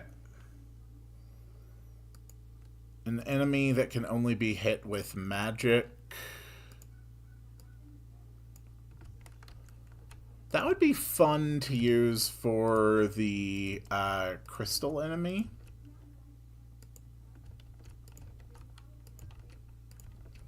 There we go. Okay.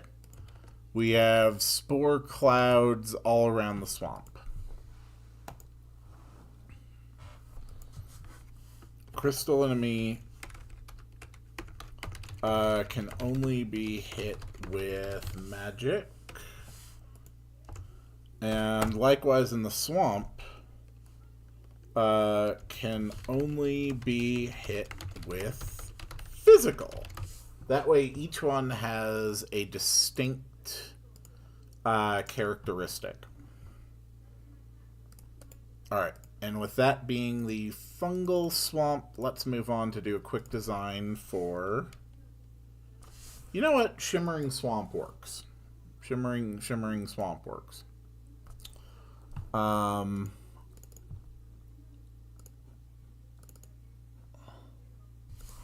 Okay. So for this one, we are actually going to reverse everything and make it a little bit brighter and more vibrant. Okay.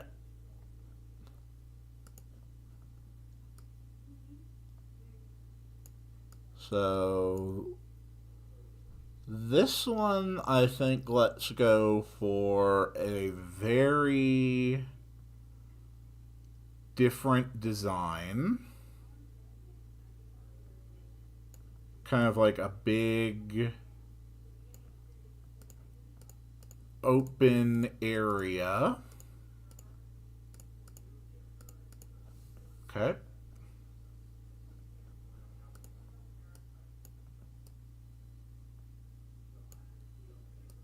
Okay.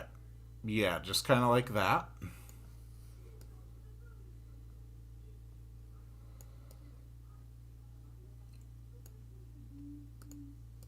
Okay. Add in the water.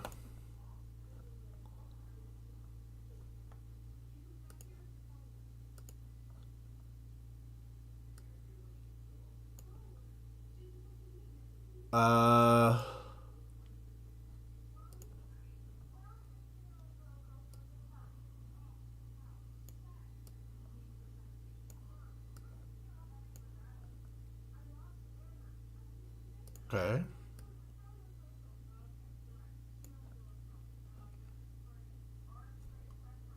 Uh,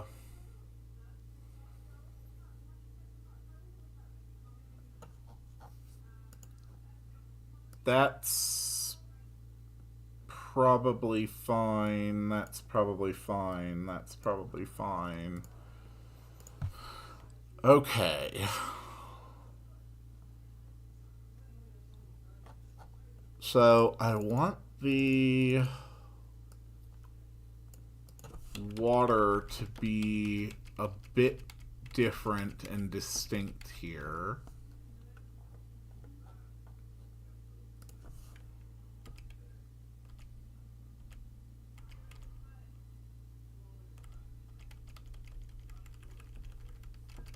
Hmm.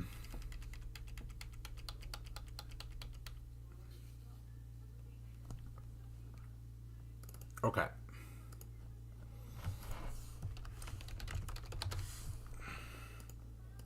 So we've got a water rock. And then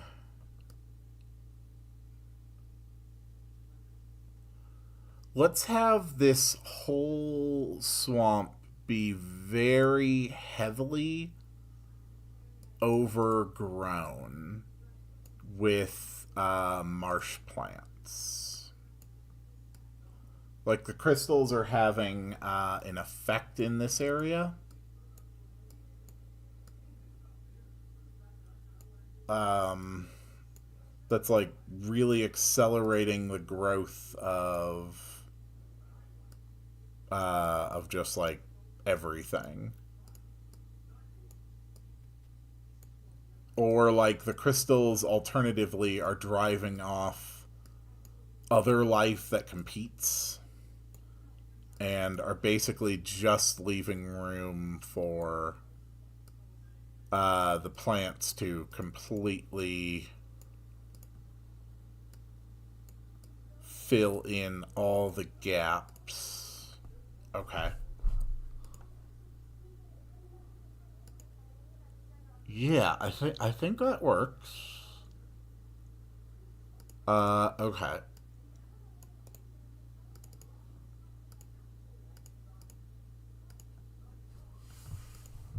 So we add the water rocks. There's going to be like a lot of stone in this pool. Okay.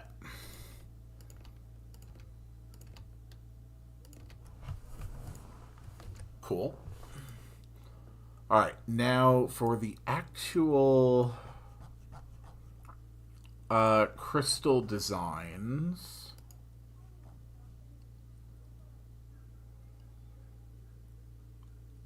Okay. Um, let's work on the terrain a little bit more before we place this. Okay, come on.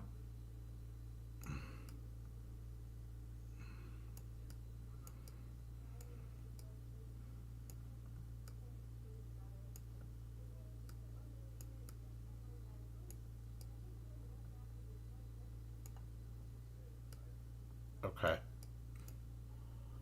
Like that.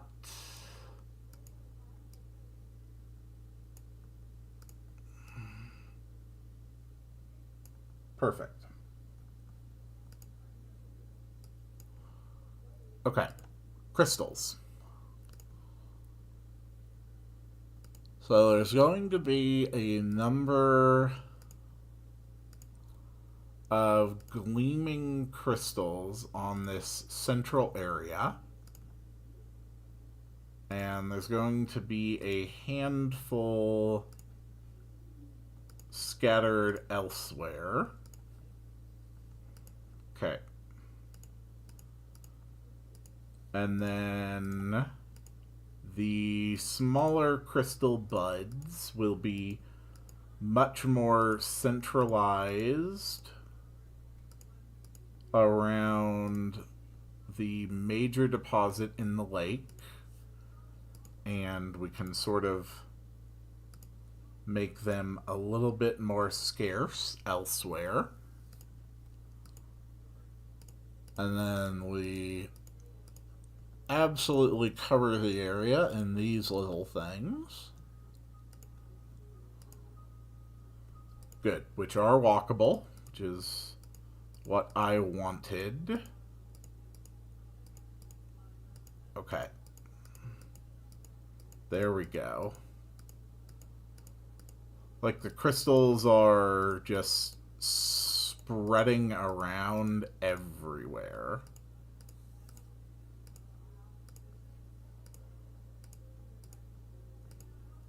Okay. I think that's pretty good.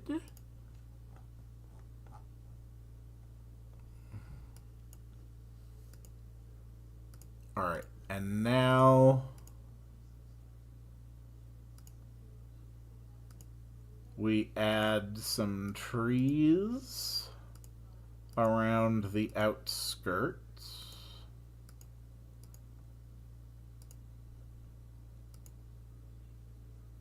Okay.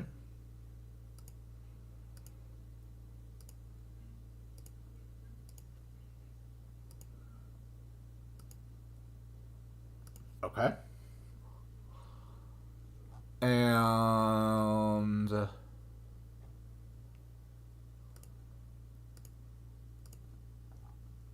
there we go. Some little grasses.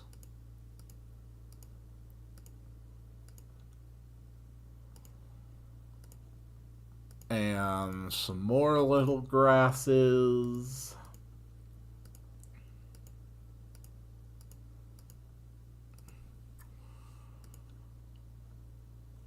And what else? What else? What else?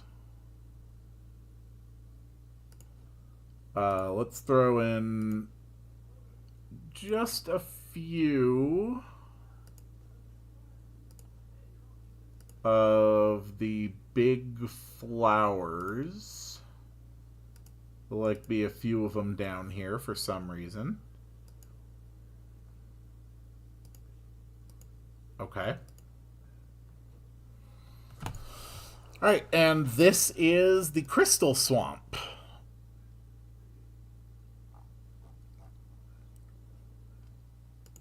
Not bad. I think it works.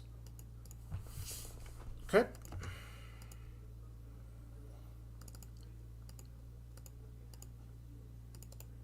And put that there. Make sure we can access it. And now the two sub areas are reachable. Perfect. Ugh. Ugh. Big stretch. Okay. I think that's all we're gonna get do. All we're gonna do today. We did do most of what we set out to do today. So we got that done.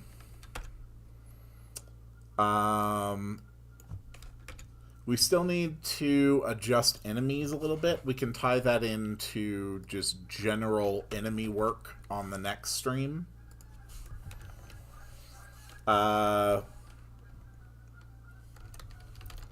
Treasure for the extra swamps we need to do on the next stream. Adjust battle backs and music for extra swamps. We need to start work on the southern island base. That's another important one. And yeah, I think this basically sums up what our goals are going to be for our next stream. So I think I am good. We got a ton done today. We had a longer stream just like I promised. I'm really happy that we did that. Honestly, this project is going super good right now. So once we are done with the southern island, the next major area after that is going to be the Pepsi headquarters basement, the Pepsi Willy Wonka factory, and that is going to be the end of Act 3 of our project. And once Act 3 is done, Act 4 is going to be the finale, because I do want to actually have this project reach an end point at some time. So Act 4 is going to, add some other stuff around the world, get a lot of lore. I'm really looking forward to seeing where it all goes. We have a lot of good ideas for what the final act of the game is going to be, and sort of some of the revelations and some ideas for final boss fights. It's going to be a little bit messy, but I can't wait. So yeah, that's going to be it for today. Thank you all so much for being here. Um, little information before we go out. So the daily series on the channel are Canon and StarCraft 2. At some point, probably this week, there's going to be a Banjo Tooie stream. I don't know when. It might be happening on like very short notice. I'm probably going to just try and stick it in on a day where I'm not working, but I don't actually know which days this week I'm going to have off. So probably a Banjo Tooie is just going to be stealth dropped with like maybe an hour of notice beforehand. It's unfortunate, but that's kind of the only way I can fit it in. Next week, Saturday, will be the continuation of Pokemon Brilliant Diamond Nuzlocke. And holy hell, did that get rough yesterday. And a week from today, we'll be back here with RPG Maker once again. So thank you all so much. And it is time to make the sound to summon the end of the stream. Wow, wow, wow, wow, wow, wow, wow, wow, wow.